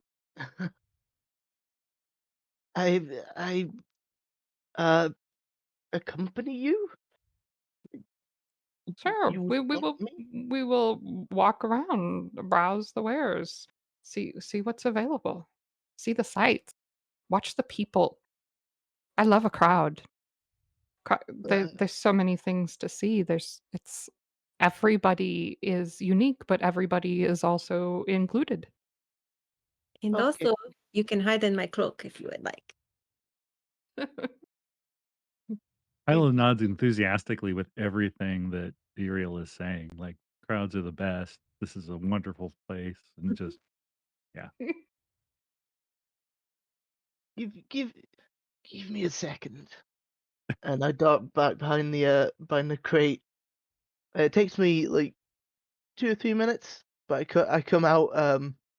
What steps out from behind the crate is what looks kind of like a dwarf, but something's evidently wrong with it. Like the eyes are just a little bit too big. The beard is kind of shiny. Are you using uncanny disguise to disguise yourself? Yes. Okay. Yes, Just I want am. to check. So are you purposefully making the dwarf look a little bit odd, or is that because we're so close that we can tell? It's or because you don't know dwarves very well. True. yeah, but Bogha doesn't really know isn't really familiar with dwarves, Okay. what they look like. So Maybe it's like Bogha's impression based on what she's heard or read, not actually seen. yeah, like I've only seen like bits of dwarf from like tattered wanted posters and such. And Maz looks at the disguise and just wonders, like, in Maz's head, she thinks like, where did the potato go? Does Bogha announce that they are the ribbit that, like, because essentially Bogha is stepping out behind behind a hiding place and a completely different character. Does Bogha intend for everyone else who had seen her previously to recognize her, or are you just appearing as a different character? Well, it's the box it was only a box I was changing behind, so Okay. it'd be like, do not worry, it is me. It is Frog. It is Ribbit. Okay. All right. A little point of order. If your previous tiefling disguise was supposed to be also uncanny disguise instead of just a minor illusion, I definitely played the rules wrong on that. So that's my apologies. No, that's fine. I'm That still one learning was an things. illusion. Okay. I just want to make sure. I was reading uncanny disguise and I was like, "There's no way they should have been able to detect your disguise if that's the case." Okay. I'm also learning my rules. So yeah, anyways, we're all still learning things, so I'm going to make mistakes. But okay, so you step from behind a box and you are now a dwarfish. You are the idea of a dwarf. And how does everybody else react? I would say Pazu, unfazed. Pazu is just like, yep, still sitting there. To Pazu's perception, that's the same person that stepped behind the box. Yriel is a little surprised, a little sees that there's something not quite right about it, but kind of shrugs it off. This whatever makes them feel good. And so, if you're going to join us, what is your name? My name is Bogha-Froise. You can call me Bogha. Nice to meet you, Bogha. I am Yriel. This is Pazu. And these are my companions. I have known Maz for many years, and just today met Svetlana. Uh, just gesturing up at Svetlana and up on the other side at Hilo, introducing Hilo as well. Greetings. Say greetings, and Bog, what brings you to the 100-year celebration? I that's something for another time. I just wanted to yeah, I wanted to see what the noise was about. Um, nothing else. No, just the noise. Do all of your people I was change clothes so often? I am somewhat of an outlier. Good to know. Do you change your parts often? Very seldom, actually. Much more when I was growing, obviously. Hmm. Planks And grow? Yriel is entirely confused by clanks. And Maz, on the other hand, just kind of goes with it, just like, that things happen. The world is a strange place and knows that, things are not quite always exactly what they seem. I think um the goblin nomads that Yriel is with maybe haven't spent as much time at Cogsborg. It's maybe more of a newer community that that has been established, and in their wanderings, the goblins just haven't made it there yet. Travel takes time. Mhm. And you all And a reason. traveled at least some distance to get to this celebration today. So, I mean, what luck, what fortune that you all ran into each other. Seems about right. Kor smiles upon us today. Obviously, he's led me to a great band of friends here. So it's so nice to meet you all, and it's so nice to see new faces and to hear a little bit about your lives. So thank you for sharing. Do you guys want to go explore the city a little bit? I think I heard something about Maz being here before. Do you know the area quite well? Mm, yes and no, actually. The town has changed in some ways since I was last here, but I know that if we walk down this street, there's going to be many different people out on the streets given the celebration. We're not quite sure what we're going to find, but I know that it will be something good, and that if we head closer towards, let's go towards the south, that there's definitely, a tavern that we could stop at should we choose, or we could see, you know, um, some of the wares that we encounter on the way, and we never know what people that we will meet. The all of you kind of know from when you came to Skyland for this, you were given a little bit of a pamphlet type thing. And you know that from looking at it, the focus of this first day of the celebration, the 100-year piece is not a 1-day thing. It is the city essentially shuts down for this celebration, because the city doesn't have to shut down. Everybody selling their wares makes more money in this than they ever would in a normal week. But you know that the focus of this celebration is eventually you're going to be headed here. If you can see my ping in Roll20,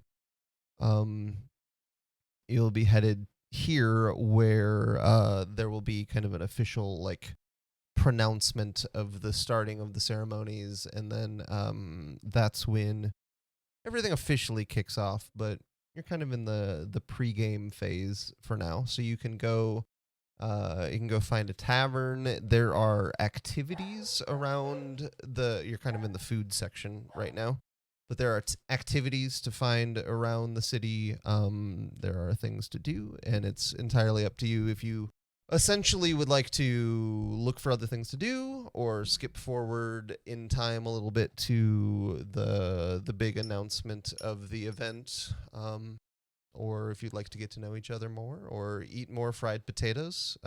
Padre's Potatoes is absolutely not out of potatoes anytime soon. When I said south, I meant west. And this map is like, I don't have every single stall planned on this map, so it's just directions are hard. Kind of ideas, but you know that the focus eventually will be at what essentially looks like a little amphitheater thing. Amphitheater, that was the word I could not think of. Thank you. Yeah. Come. Yriel waves and takes off walking. Wait, let's go see. Svetlana follows quickly behind. As kind of says classic Yriel. And what has a slight I don't waddle gait while trying to walk like human or humanoid. Sorry, I just got this vision in my head of a dwarf-ish thing kind of waddling like a frog. The way that it just doesn't Maz looks over and just kind of sees it, and like the brain's kind of broken for just like a second of like that doesn't quite fit together, but then remembers that, oh, wait a second, this is not actually like a dwarf. As Maz glances over it and follows along and kind of scoots, knowing that like when Yriel gets going, that it's usually a good time to follow. And Svetlana would see that as well and be like, you can hop on if you want. I'm pretty strong. So she offers to Bogha, you can get on my shoulders. No? No, I'm okay. Okay, but just let me know. And Maz kind of glances over at Hilo and, looks at how Hilo starts to move and, takes notice that Hilo as a automaton sort of moves with different, sounds and a particular sort of gait that looks like. Hilo's got a very lanky stride. He's the tallest of this group, I think, by a good head. And his arms are held at kind of a weird angle as he walks and ambles along. And oddly enough, he's walking, and he only walks instead of on the balls of his feet, he walks on his toes. Kind of balanced forward. As Maz sees this and kind of wonders, like, I wonder how well Hilo could jump and what that would look like. Or if Hilo had to run off, what would that gait, seem? Because Maz is an adept sort of, flying and jumping and kind of sort of acrobatic tendencies, is always looking at others and wondering if they could do the same, and if they did try, what that would look like as they sort of amble on and follow with Yriel and seeing, I'm going to say it wrong again, Pazu? Is that right? That is correct. Okay. Pazu and Yriel, walking along the street.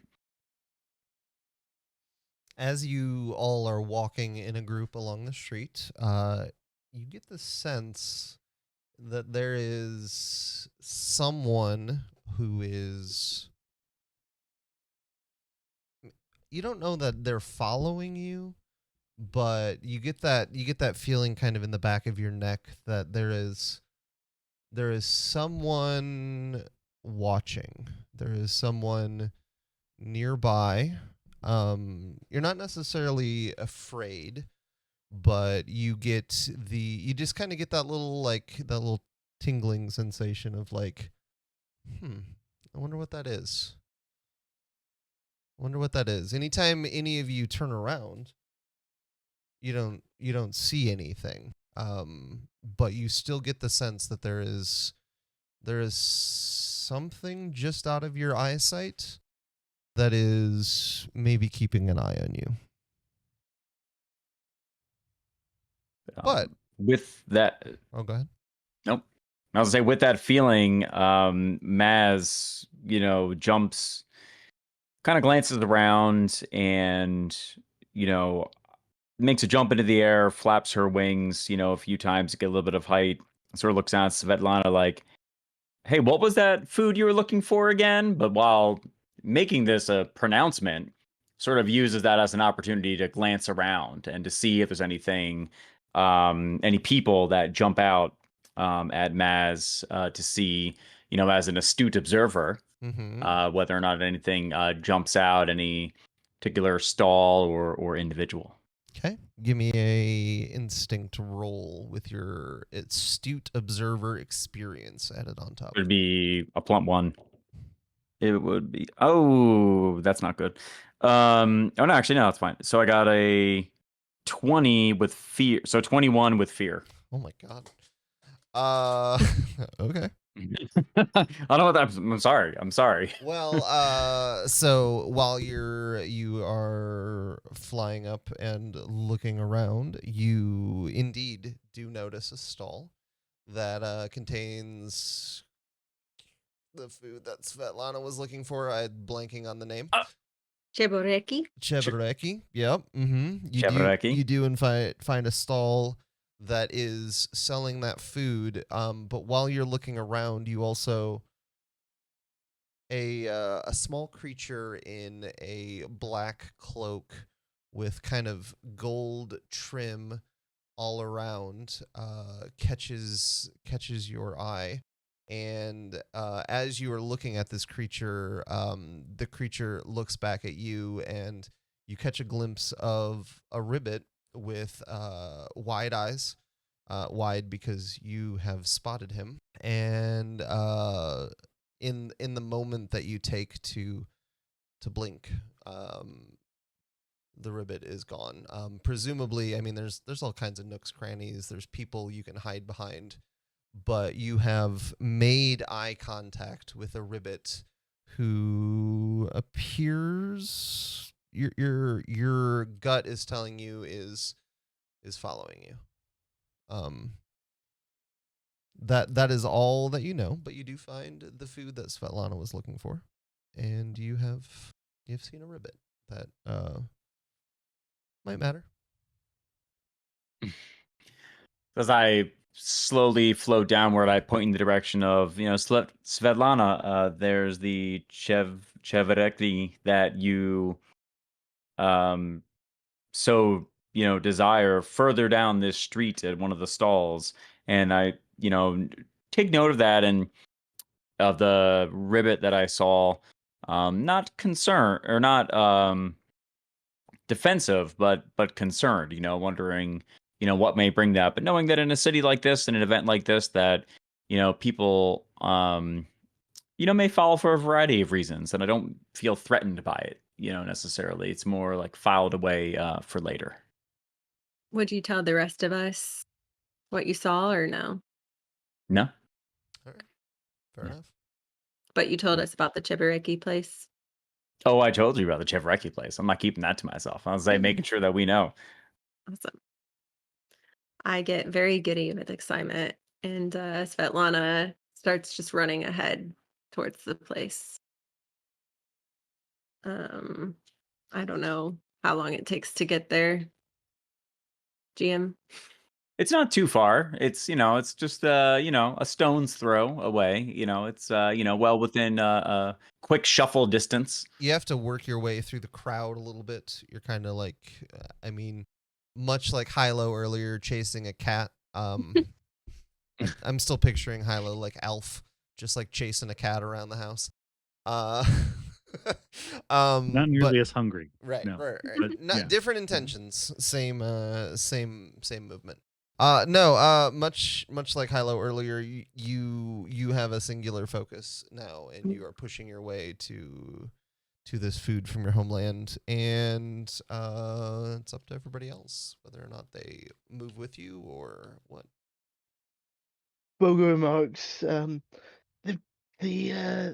the bright one seems excited. What? Why? Why such rush? Why such rush? Do you ask that to Svetlana or to yourself? I just think kind out of loud. remark it out loud. Okay. Yeah. Okay. Nice. I mean, I presume that Svetlana is kind of already run ahead, so I don't know that she would even hear that. Yeah, that's fair. Anybody else have anything they want to do, or are you all just hopping in line to get some more food? All right, so go ahead. Go ahead. I don't say just Maz would meander, along, knowing where Svetlana's going, not needing to rush, but, sort of working her way through the crowd while, simultaneously, taking, sort of small glances backward and towards the side just to, try to keep an eye out for anything that, maybe noticed regards to that ribbit without, mentioning it to anybody else. Okay. And sort of, looks back towards Bog and just like you can't get between Yriel and some potatoes. I guess it's kind of the same thing. By the way, Maz, have you been paying attention to Seaborne in the times that you've rolled with fear? No. Every time you roll with fear, you're supposed to put a token on your community card. Should I have a community card in front of me? No, it's on your. Oh wait, I on clicked the plus sign. Yes, so it's you can only have up to your level, so you're level 1, so you can have 1, and you rolled with fear on your. So I can have 1 fear. But what that means is just read the rest of your card. I just want to make sure. I'm trying to keep an eye on everybody's communities and. Oh, I can use it to get a +1 modifier if I want to use the fear. Yep. So. Sorry, Okay, there's a lot of community and class features and all these things that I'm trying to keep track of while we're doing all this. So while in line, you're kind of in a little bit of a different section of the festivities now. And over here is maybe more of the like regional specific foods. So you're seeing a lot of things that you've never tried before. There's all different foods from all different areas of the Shatterlands around you. But you're also, since you're kind of on the edge of the food area, you also start to notice kind of the events that are also taking place. And you see big signs that say things like feats of strength, feats of agility, feats of humor. You see all these different signs, feats of knowledge. And these are their activities that take place at the 100 Years Peace. They're different booths that have different things to do. So you all notice those while Svetlana waits in line for food. And I will leave it up to you what you do. Hilo kind of leans down to Svetlana and says more loudly maybe than he needed to. Are these only savory pies? Mostly yes. They can be filled with multiple different things. For example, I usually get cabbage and mushroom. But they have also meat, minced meat and onion, things like that. I don't know actually. I'm sure they might sell other fried desserts here, that are not chebureki. But you can ask. And once I get up to the front, I would order a cabbage and mushroom chebureki, please. Maybe 2, one to share with my friends. And also she would be noting that feats of strength game because she is very tall and very like muscular cow-like body. So she feels like she could maybe do a test of strength pretty well. And then she would gesture for her friends to come up as soon as the food is ready so that she can share. The food comes out with no hassle. Once again, just kind of just a standard gold piece. You don't have to mark anything. It's maybe we should say all the food is included as a part of your entrance to the festivities. We'll say that was paid beforehand, so you can just order what food you want. So yeah, you get your food. You Svetlana gets all the food that she ordered, and anybody else is welcome to order or look around or check out events or whatever you want to do. It is your festivities, everyone. Hilo, when the food arrives, takes again a big giant sniff of the food, just trying to get a sense of it, and then but doesn't actually take any of the offer, but nods politely like thank you, and then starts kind of scanning the booths nearby and nudging when he thinks he sees one that would be good for one of his friends to go check out. Okay. And I would be breaking the chiboreki in half. I give half to Yriel, another half to Bogha, and another half to Maz. And then I take the last half and I say, just like my mother used to make. When Bogha takes this half, this piece, and when because she's not used to like dwarves, how they do anything. When she opens her mouth in while masquerading as a dwarf, the eyes kind of go to the side when she opens her mouth, and she just kind of inserts the chiboreki. Like the whole thing. The whole thing. Amazing. Nearby, a little child sees this and screams. runs back to her mom. Mom, there's something wrong with the dwarf. Blink with one eye, like blink with my right eye, open it, blink with the left eye, like just sequentially blink. And then this is good. This is good. Yes, yes. I like this. What is it made of? Maz still looks over and wonders what happened to that potato from earlier because it disappeared as far as I know. It's basically a turnover, but in the inside is vegetables. So this one has cabbage and mushrooms, just like I like it. Delightful.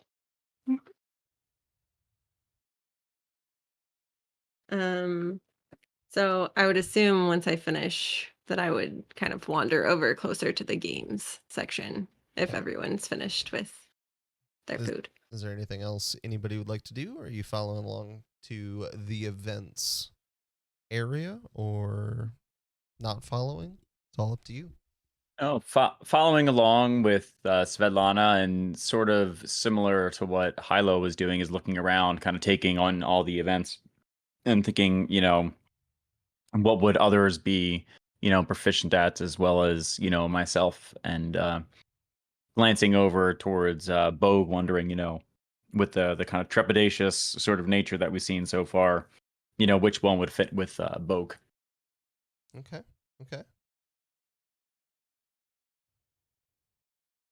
Bogha, Yriel, what would you like to do? Yriel is just people watching. Just wandering back and forth, looking at, vendors have art, they have comestibles, they have, so many things to see, and so many people from all over the world have come to this celebration. Yriel's just entertained by the surroundings, and kind of follows along, whenever some member of the group pulls one way or another, that she just kind of follows along in the draft, the wake. Bogha's like looking around, just in awe of all this stuff, all these festivities. She's never seen so many people having fun. So many people playing games. So many people in one place even. She sees a whack-a-mole type game. Mm-hmm. And she wanders over and says, excuse me, how much for the game? May I try? You may try, of course. You're here. And Bogha Bogha assumes a really a stance with like her knuckles on the tops of her legs, slightly crouched. Mm-hmm. In the dwarf form. Okay. and starts bopping the whack-a-mole things, not with the mallet, but with her tongue. Okay. Okay. Normally the tongue is considered a finesse weapon, but because of the nature of this this whack-a-mole game, I think we're gonna This say bopping. yeah, the bopping, because of the bopping. If you could make for me a strength roll, and how well you roll determines how well you do. Okay, I like that. Ooh. 4 on the hope die and 3 on the fear die. Okay. With a +0. Okay, so you said 4 and 3, so you take 7. a hope. You take a hope. Anytime Can I assist and like lift Bogha up so that they're closer to the holes to whack, or is it too late? It's too late for this first Okay. turn. So you witness Bogha kind of like hop up and just go after the whack-a-mole over and over again, and Bogha is definitely connecting a few times, but missing maybe more than hitting. I mean, it's whack-a-mole. It's chaotic. They're popping up everywhere. So yeah, I mean, at the end of the turn, the buzzer goes off and the carnival barker goes, nice try. And Not phased at all by the tongue. not phased at all. I mean, it's a carny. They've seen everything. Fair enough. So the But have they seen a dwarf tongue do that? This particular carnival barker has seen things that you couldn't imagine. Things that you could not describe for fear of jail time. So the barker reaches underneath the whack-a-mole to like where the prize area is, and sets a glass of water on the counter in front of you and goes, here you go. And inside of it is just the tiniest little fish you've ever seen, like almost like barely a fish, potentially the size of a goldfish cracker, but he slides it across to you, and that's your responsibility now. We call that a guppy. I was going to say a tadpole, and then I was like, wait a minute, this is a ribbit. Wait a minute.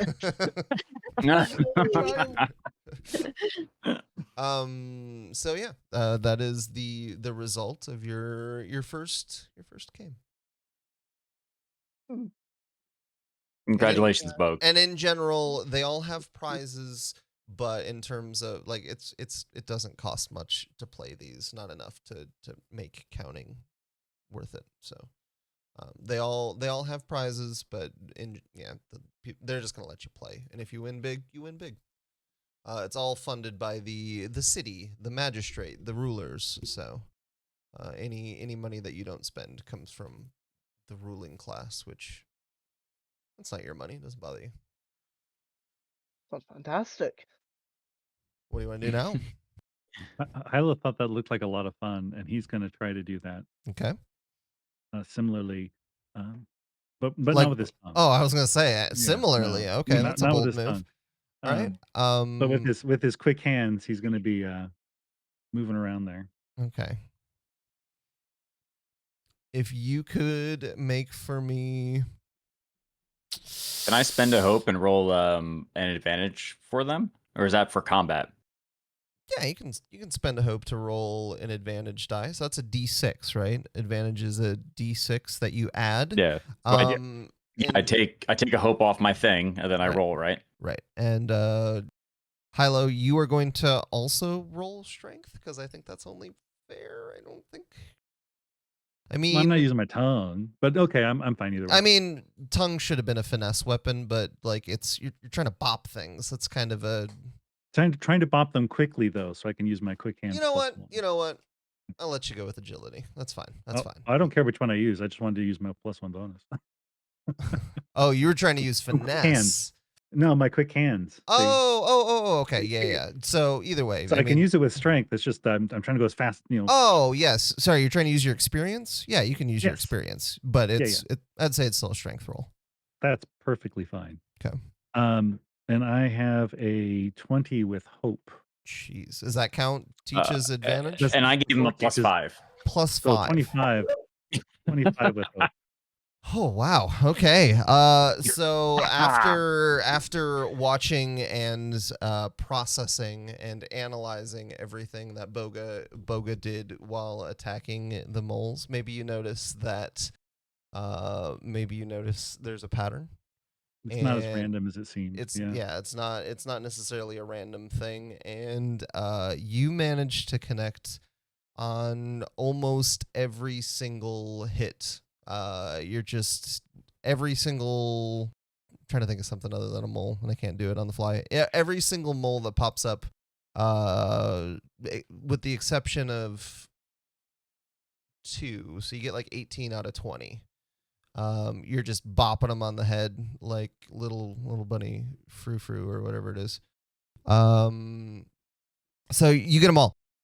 Except for 2, and when you're done, and maybe there's a little smoke coming out of your joints because you were moving so fast. The barker genuinely looks impressed.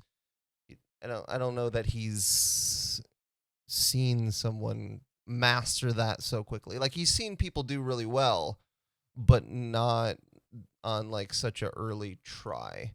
And he reaches below the counter again and pulls out another glass of water and then winks at you and puts it back underneath, and instead pulls out a handful of gold, drops it on the counter, slides it across, and you now have an extra handful of gold.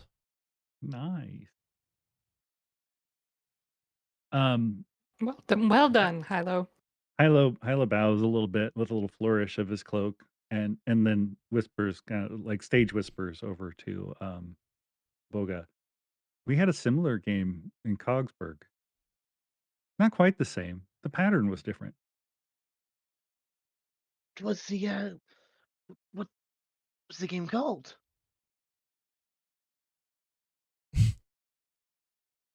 Darn it. Sorry. No wrong answers. No wrong answers. You just make something up. Bogha won't know. I see the cogs ticking. He kind of glances towards oh no, I forgot the cat's name. Pazu. Pazu. He glanced toward Pazu almost apologetically, and it was cat attack. Oh. That's Pazu is unimpressed. And he kind of shrugs a little bit, and like, for some reason, some of my people thought that was amusing. It's an interesting concept. Now that you have essentially immediately mastered the game of whack-a-mole that you approached, the barker is not like he was very welcoming previously, but having to hand over a handful of gold has kind of chilled the air between you a little bit, and you can tell he's kind of looking behind you and past you in different directions. He doesn't want the rest of you to play because it was not his intention to have to give out gold. It wasn't his intention for anybody to win his game. So he's colder to you. But it is up to you. I think Yriel is well traveled and worldly, and sees the annoyance of Right. the It's the a it's person a running the stall and kind of gathers everybody up. Come, come, you've done well. Let's see what else is there. he's not being subtle about it. He Yeah. is the glare could cut holes in all of you. So Hilo's like watching the next person play, like he's gonna go again, and just ignoring the glares. Come, Hilo. We will see what What? else is available. But I could. Oh, okay. Was this the strength game that you were talking about? I was not. No. Svetlana had her eye on that, so Okay. So you wander over to the big sign that says Feats of Strength, and underneath the big sign is an open area with a circle in the middle. And inside the circle is a giant, like, okay, to be clear, it's not a giant, it's a very large fungrel. So inside is a very large fungrel, and he's not just like tall. He's muscular. He's built. And inside that circle, he's kind of gesturing Max to. notices a doggy running across the walkway there, then barking and then run off. Right. There's It's tons loud of and crazy in this crowd. tons of animals at the festival. Nobody's gonna leave their pet behind for something like Right. this. So So Pazu, yeah. evidence. So the fungrel is kind of gesturing and egging the crowd on, and he's like, "Who will challenge me? Who?" And everybody's just kind of like booing him, cheering him. There's just like everybody's really amped up. You know, people are like spilling drinks because they're so excited to witness the next challenger.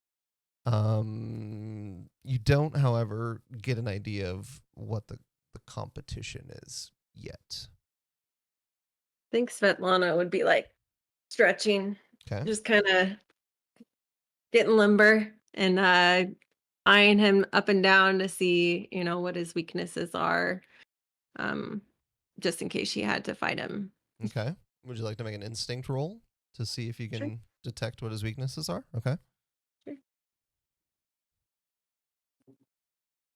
That is a 18 with hope. And you guys roll real high. So take a hope.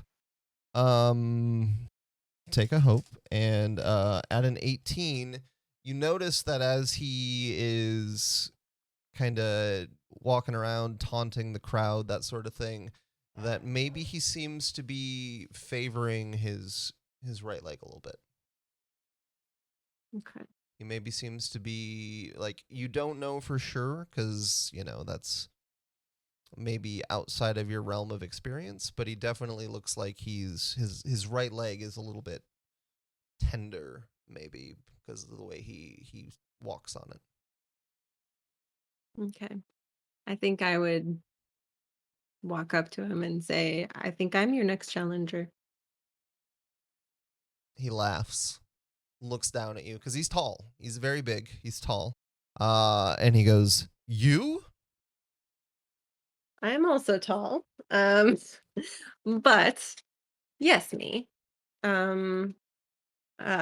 Years of working on a farm, they've made me strong. And he says, "You again?" And then turns to the crowd and says, "Her?" And everybody just like cheers from all around. Everybody erupts in cheers because, I mean, they don't think you're going to win, but they want to see it happen. Mm-hmm. So you get positioned in the circle. And what you find out very quickly, when he steps in, he puts one foot down, puts the other foot down, and you realize that this is essentially a competition to see who can push the other one outside of the circle first. Yep. And so, this being feats of strength, we're gonna have to roll strength against each other to see who is gonna win. Would you like to roll first, or would you like me to roll first? I can roll first. Okay. Hilo nudges Maz real quick and is like, I bet she wins. Little side bet. Okay. On the side, he said, I think she can, but she's going to have to work for it. Mm-hmm. Right. Ugh, I've been rolling good this whole time. Okay. Let's see. 11 plus 2, 13. 13 with fear. 13 with fear. Okay. Let me check to see how he does.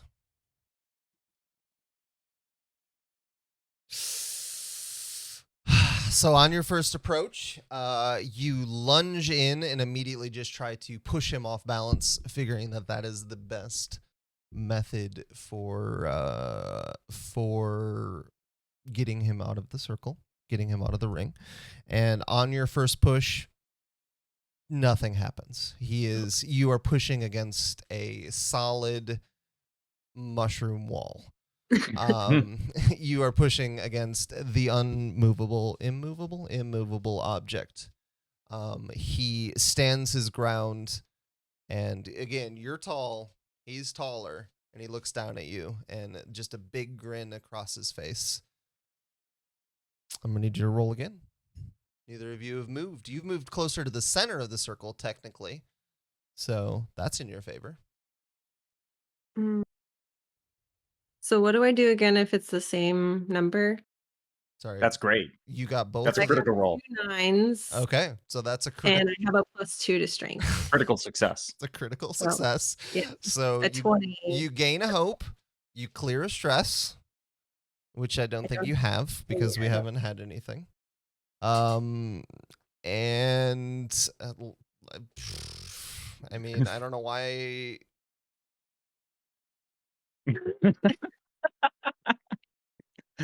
Can you see I that? can't see it.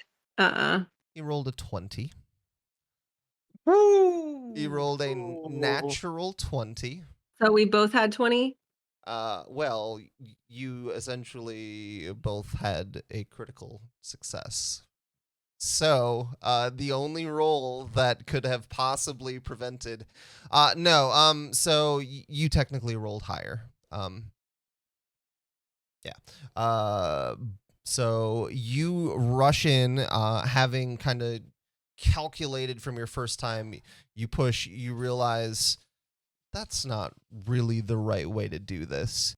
And you move in, and right as you're about to push, you kind of dodge to the right, and he's braced to try to, he's leaning forward to try to, brace against your push. And the leaning forward that he's doing when you don't push in the direction that he's expecting causes him to stumble forward. And so now you are essentially situated to the side of him, and he is stumbling forward on one foot. His right foot, might I mention. So now I need you to roll again. And by the way, I'm not going to take fear every single time. If you roll fear every time, that's ridiculous. I don't need that. I like the plotting fingers that she's got going on right now, though. She's like, yes. 10 plus 2, 12 with hope. 12 with hope, okay. I mean, you're probably maxed on hope. Don't forget, you have... Okay, he rolled... You can use it. I can use hope? I mean, depending on what your abilities are, maybe... I don't think there's anything in your... Oh, you have to use hope to use an experience. Oh, so yes, you do have to use hope to use experience, correct.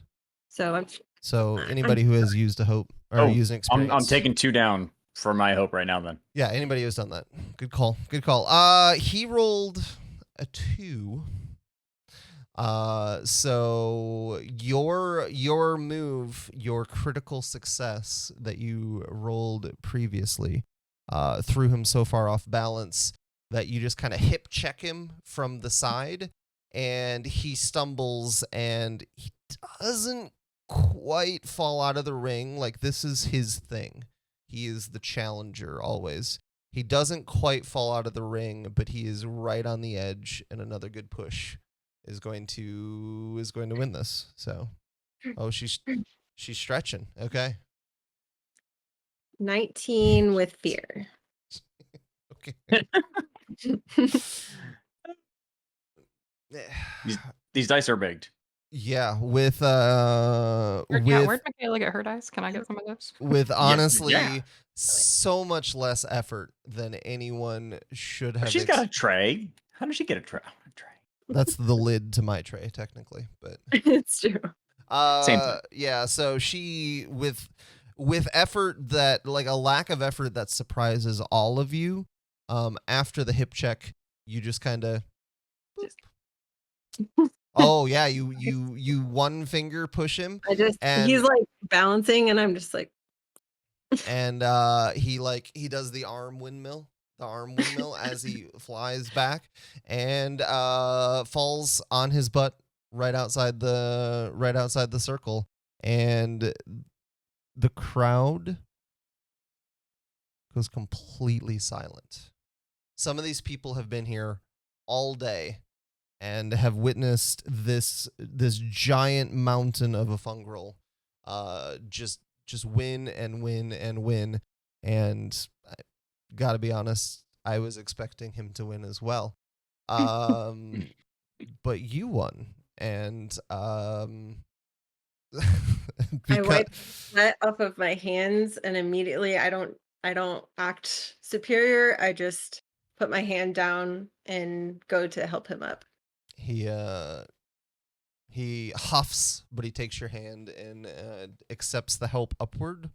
And then from kind of behind the ring that you're at, this stall, it's not really a stall, but this area's carnival barker comes out and gestures to you to open your hands, and then gestures again when he sees you only put one hand up. And then 3 handfuls of gold set into your hands. The fungrel has been winning all day, and there has been lots of money to be made. Yriel starts clapping and whooping, praising Svetlana. The rest of the crowd can stay silent, but they should probably join in. She eyes everybody in her group. As soon as the money hits Svetlana's hands, the crowd goes nuts. Everybody is just like losing their mind because they can't believe what they've just witnessed. And Maz kind of looks over at Pazu, is just like still unimpressed. Like, come on, Pazu. Like, you got to be impressed at this point, but characteristically, nope, not an indicator one way or the other. Nope, not at all. Pazu licks the back of his paw and just rubs it along the top of his head. Doesn't even know. Unfazed. Doesn't even know that happened. Any of that. And Svetlana is just looking down at this pile of gold in her hand. It's probably more gold than she's ever seen in her life. She grew up like very poor on a farm, and so she was just like, I can't believe I just, won this for such a simple thing. And Maz looks over, equally impressed by the performance, and noting that away, that it's not just the, kind of poof magic that we ate and then threw back out, right? But noting those abilities away, and thinking of, both the positive impression, so far, the generosity and the humility, but also then the benefits of Svetlana, also the joining the group and seemingly valuable ally that, she could be. The carnival barker, who, after he hands you the money, looks at you, kind of claps you on the shoulder and says, I can't believe you did that. I can't believe it. All day, people have been challenging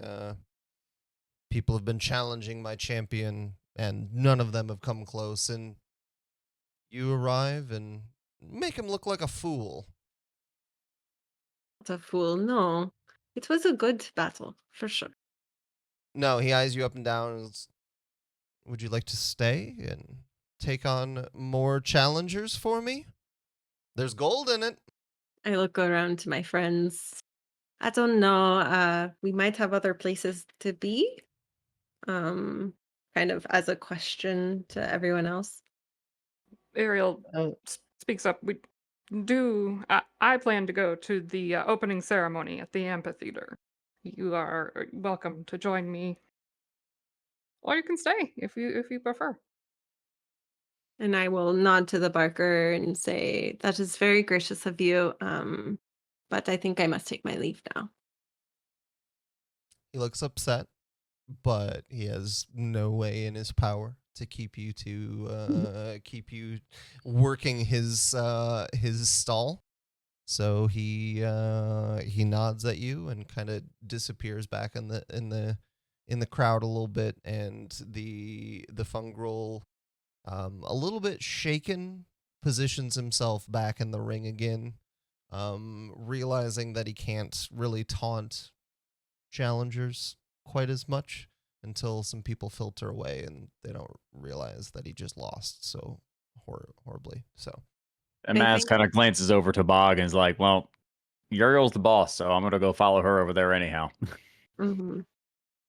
And I think I would go over to him and back and just be like, "Good job." I don't know if I could give him any healing for falling on his butt, but he's okay. At least he's okay. Okay, I'll just.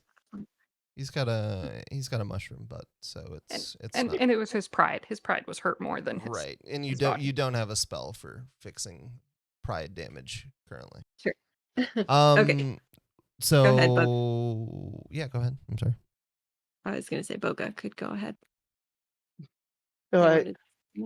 Bogha will just look a little bit disappointed because they enjoyed that more than they expected they would. But they reluctantly they follow a little bit behind. Would you like to check out any of the other stalls? We have other feats that you can attempt. Or would you like to head to the opening ceremony? What kind of other feats do we see? As you're kind of walking away from the feats of strength, you see other areas where one says feats of agility, and you can see kind of from the way you're looking that it's like essentially an obstacle course. Like you're essentially racing to see if you can beat a certain time. So that's one of them. There's one that's labeled feats of humor, and inside the feats of humor area is the most straight-faced person you've ever seen, just kind of staring blankly. And you don't know what that's about, but you see a sign and you see the person. And then there's also a sign that says feats of knowledge. And you see some people sitting in there. They have drinks. They're at a table. And you see somebody kind of up front with a piece of paper that appears to be reading from it. Outside of that, you see some other various carnival games. Like you see more versions of whack-a-mole. You see like a ring toss. You see a lot of different opportunities to get more goldfish if that's your intention. So yeah, you have a bunch of different things you can do, or you can head to the opening ceremony. I think Svetlana would nudge Hilo and be like, this booth with the humor is kind of reminding me of you, actually, with your kraken-lacken joke. You should give it a try. Hilo, who had been clapping very loudly for the victory that he predicted, by the way, kind of looks taken aback for a moment, like that. He's like, yes, of course, and he steps forward. You clearly uncomfortable, but stepping forward anyway. You see as Hilo steps forward another barker. This one's got like a big handlebar mustache that curls around, like it curls into glasses around. There's no lenses, but it's just a stylistic choice. Step right up, step right up. Try to make the unsmiling person laugh. Step right up. And he gestures an arm out to the person that you saw previously, who dour, to describe this person, is not strong enough of a word. This is a person who has maybe never known joy, just based on his facial expression. And your task, should you choose it, is to attempt to make him laugh. Okay. No pressure. No pressure. So, Hilo walks forward, gives a bow again of acknowledgement to this person, and says, "I met a new friend today. He's a ribbit. He was so hungry. He said that he hadn't had a bite all day, so I bit him." To be clear, I'm not the person you're attempting to make laugh. I'm gonna need a presence roll. All right. To see how you do. I'm just glad we went straight to the dad jokes. I mean, I'm just glad that he had that on lock and it was ready, because I was rolling through them in my own brain. So great job, Hilo. Great job. Oh, I got 2 9s. Plus 2. Amazing. All right, so you take a hope, you clear a stress, and good luck with that, GM. As you are as you tell your joke, you're completely straight-faced. Oh, completely. You're completely straight-faced. In my mind at least, and you can correct me because it's your character, but you understand humor, you know humor, but like humor is like almost like a science to you. Like you were like, I understand that this is where I tell the joke, this is where the punchline hits. And so you look him in the eye as you deliver this joke, and nothing happens at first, and then you start to see a little crinkle just right above his eyebrow, as he's like, you can feel the moment coming, and then a smile cracks on his face, and as he as the smile spreads across his face, you hear a little snort, and then he has to cover his mouth, and he quickly covers his whole face and turns away because he can't have anybody seeing this. But you absolutely have accomplished a feat of humor, and the carnival barker rings a bell, and you get yourself another handful of gold. And he says to the barker, he's like, he couldn't face that I won. Jeez. The barker reaches back in, takes one piece of gold back. Takes one piece of gold back. Worth.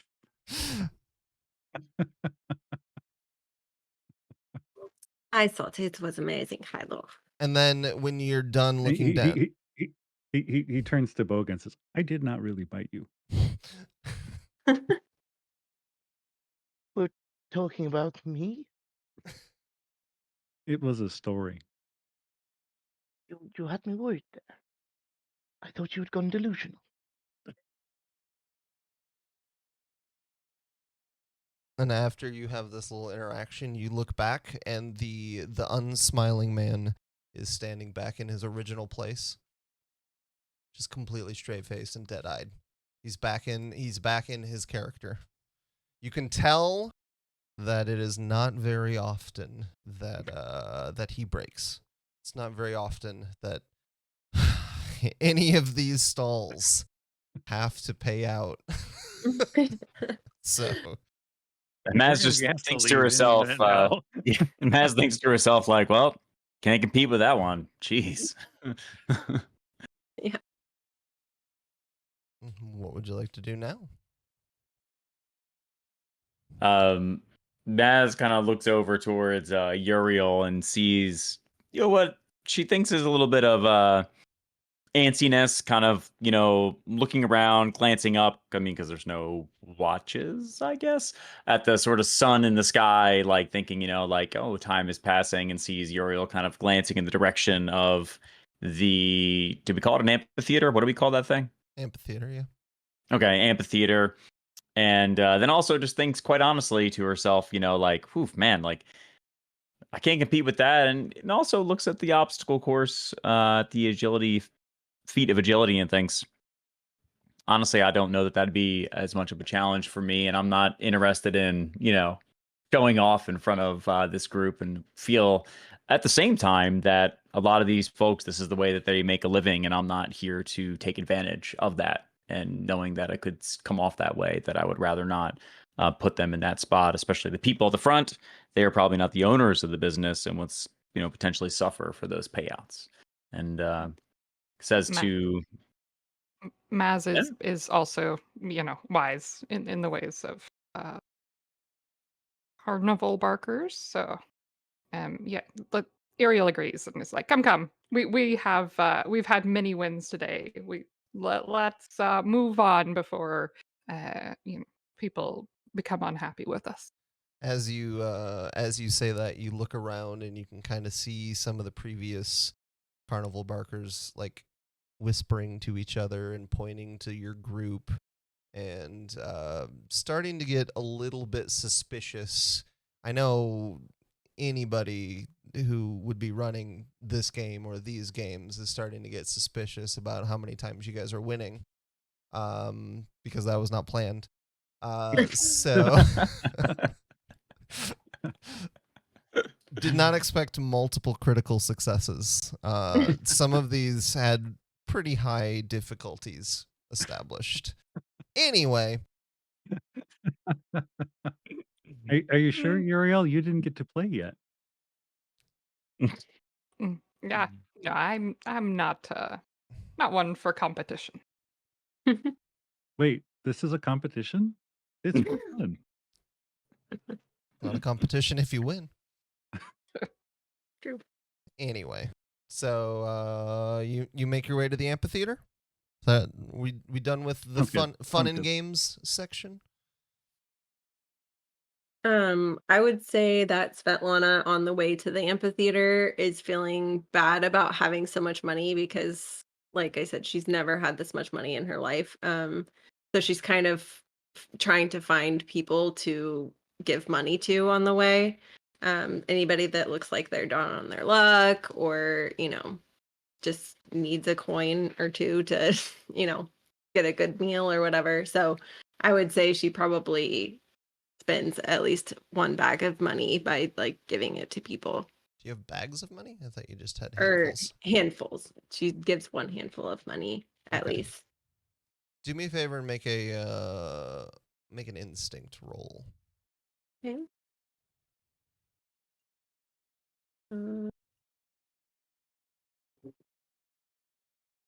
That is a 12 plus 1, 13. I would say she probably is using her experience of my life is not my own.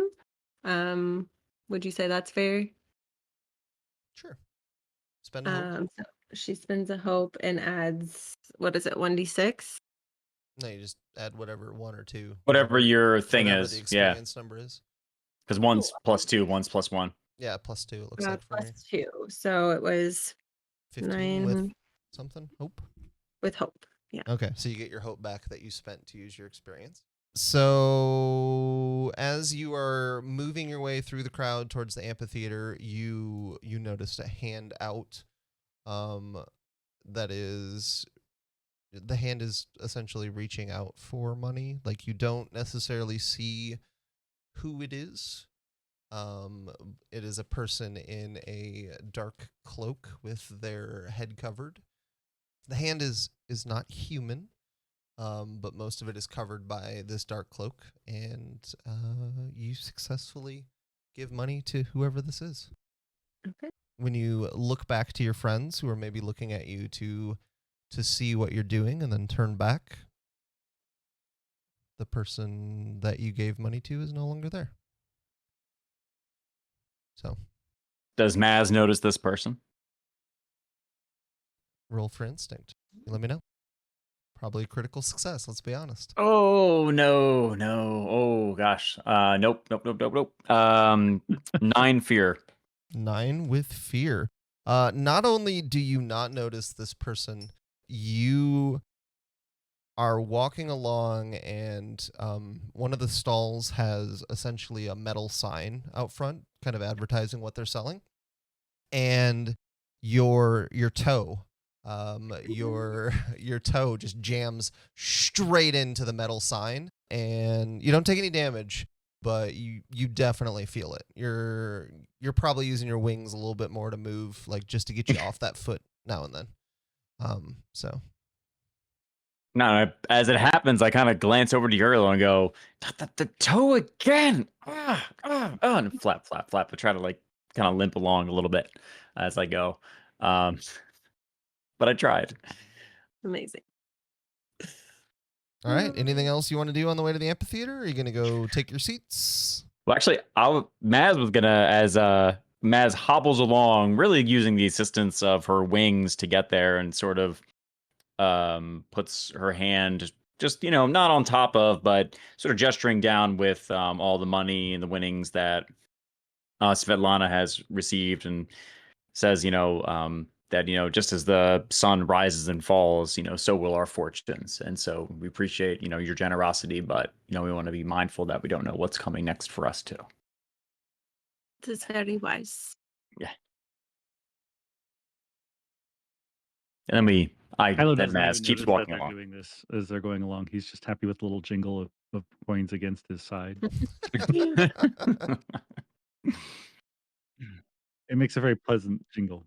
Yriel, Bogha, anything that you would like to do, or are you just going to go make yourself comfy in some seats at the amphitheater? Or some stands? Yriel is going to find a good seat in the amphitheater, and Right. kind of eyeball anybody who tries to encroach on the space that she's set aside for her friends. So you're holding seats at a movie theater. Got it. I totally am. Yep. And Maz is thinking to herself exactly what I'd expect. Where are you positioned at the amphitheater? Oh, kind of. You can click to ping, by the way, on the little thing if you want. Okay, yeah. You can click like. I was gonna say like a little. I need to like zoom in here. Enhance. Well, I think how do ping? Found it. There you go. You can just click and hold. Okay, so mostly back middle. Yeah, right next to an aisle. Okay. There, probably between rows and seats. So we're back a little ways. Can get a good view of everything, but also have a nice access to an exit. Okay. As you are sitting down, probably too loud for how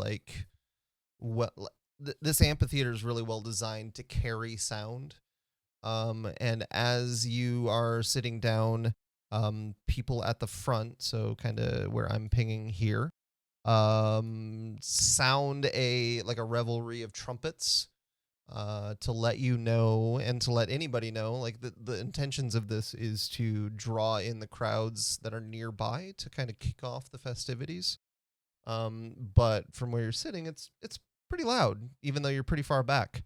And after the trumpet sound, there's like a minute or two to kind of let everybody settle and get their seats, and people are crowded in. Like, you thought it was packed before in the stalls, but people were milling about. This is like shoulder to shoulder.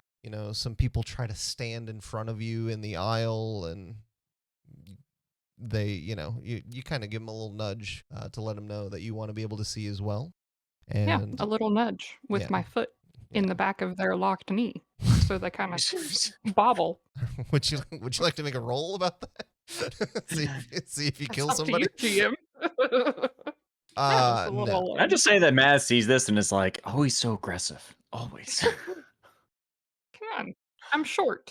The person that you nudge in the back of the foot stumbles, but based on the two big tankards of mead that look mostly empty in their hands, they're probably been stumbling most of the day anyway already, and they don't think too much of it, and they move on.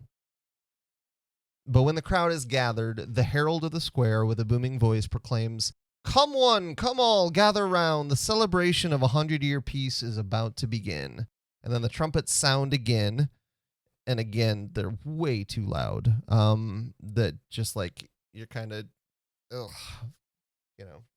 the ringing in your ears is a bit much. But once the sound echoes out, the herald continues. Sorry, did somebody say something? And Yriel has, as many goblins do, large ears. This is a bit overwhelming, a bit jarring. She's not pleased by the noise, kind of shaking her head. Get the ringing to go away. In their defense, they only do this once every 100 years, so they kind of nobody is alive who did it last time. We'll let it go this one time. In a time, the herald continues, by the way. In a time before you and before me, this land we all know as Skyland was an area of great contention. Wars were fought and lives were lost for who would claim this land. The herald pauses there, a silence falling over the crowd. Everyone around has probably lost someone or been related to someone lost to these wars. That is until the great leaders from each side came together to find a solution. Queen Margaret from the east and Prince Amatus from the west sat down and figured a solution that would be best for all. Take Skyland from its place in the center of their territories, and through the power of magic, raise it into the sky, a shining capital for all. And then, as if it's almost been rehearsed, a cheer erupts from all around you. That is this land that you're standing on. That is this place, a symbol of peace, of prosperity, and of safety. And as he says this, a young girl, maybe 10 or 12 years old, you can't make out too many details, but she stumbles up kind of like right in front of the herald. Even from the distance that you are, you can tell that she's not doing well. She's not stumbling the way the people who've been imbibing have been stumbling, but she's stumbling like something is wrong. And the herald immediately stops speaking when he sees her, and she turns to the crowd and says, "Help." Then she collapses. All right. That's where we'll stop for the day then. I was worried we wouldn't have enough to do, and we didn't get through most of what I had planned. So, Hey! that's pretty exciting. Good job. Successfully distracted by shiny limbs for the win.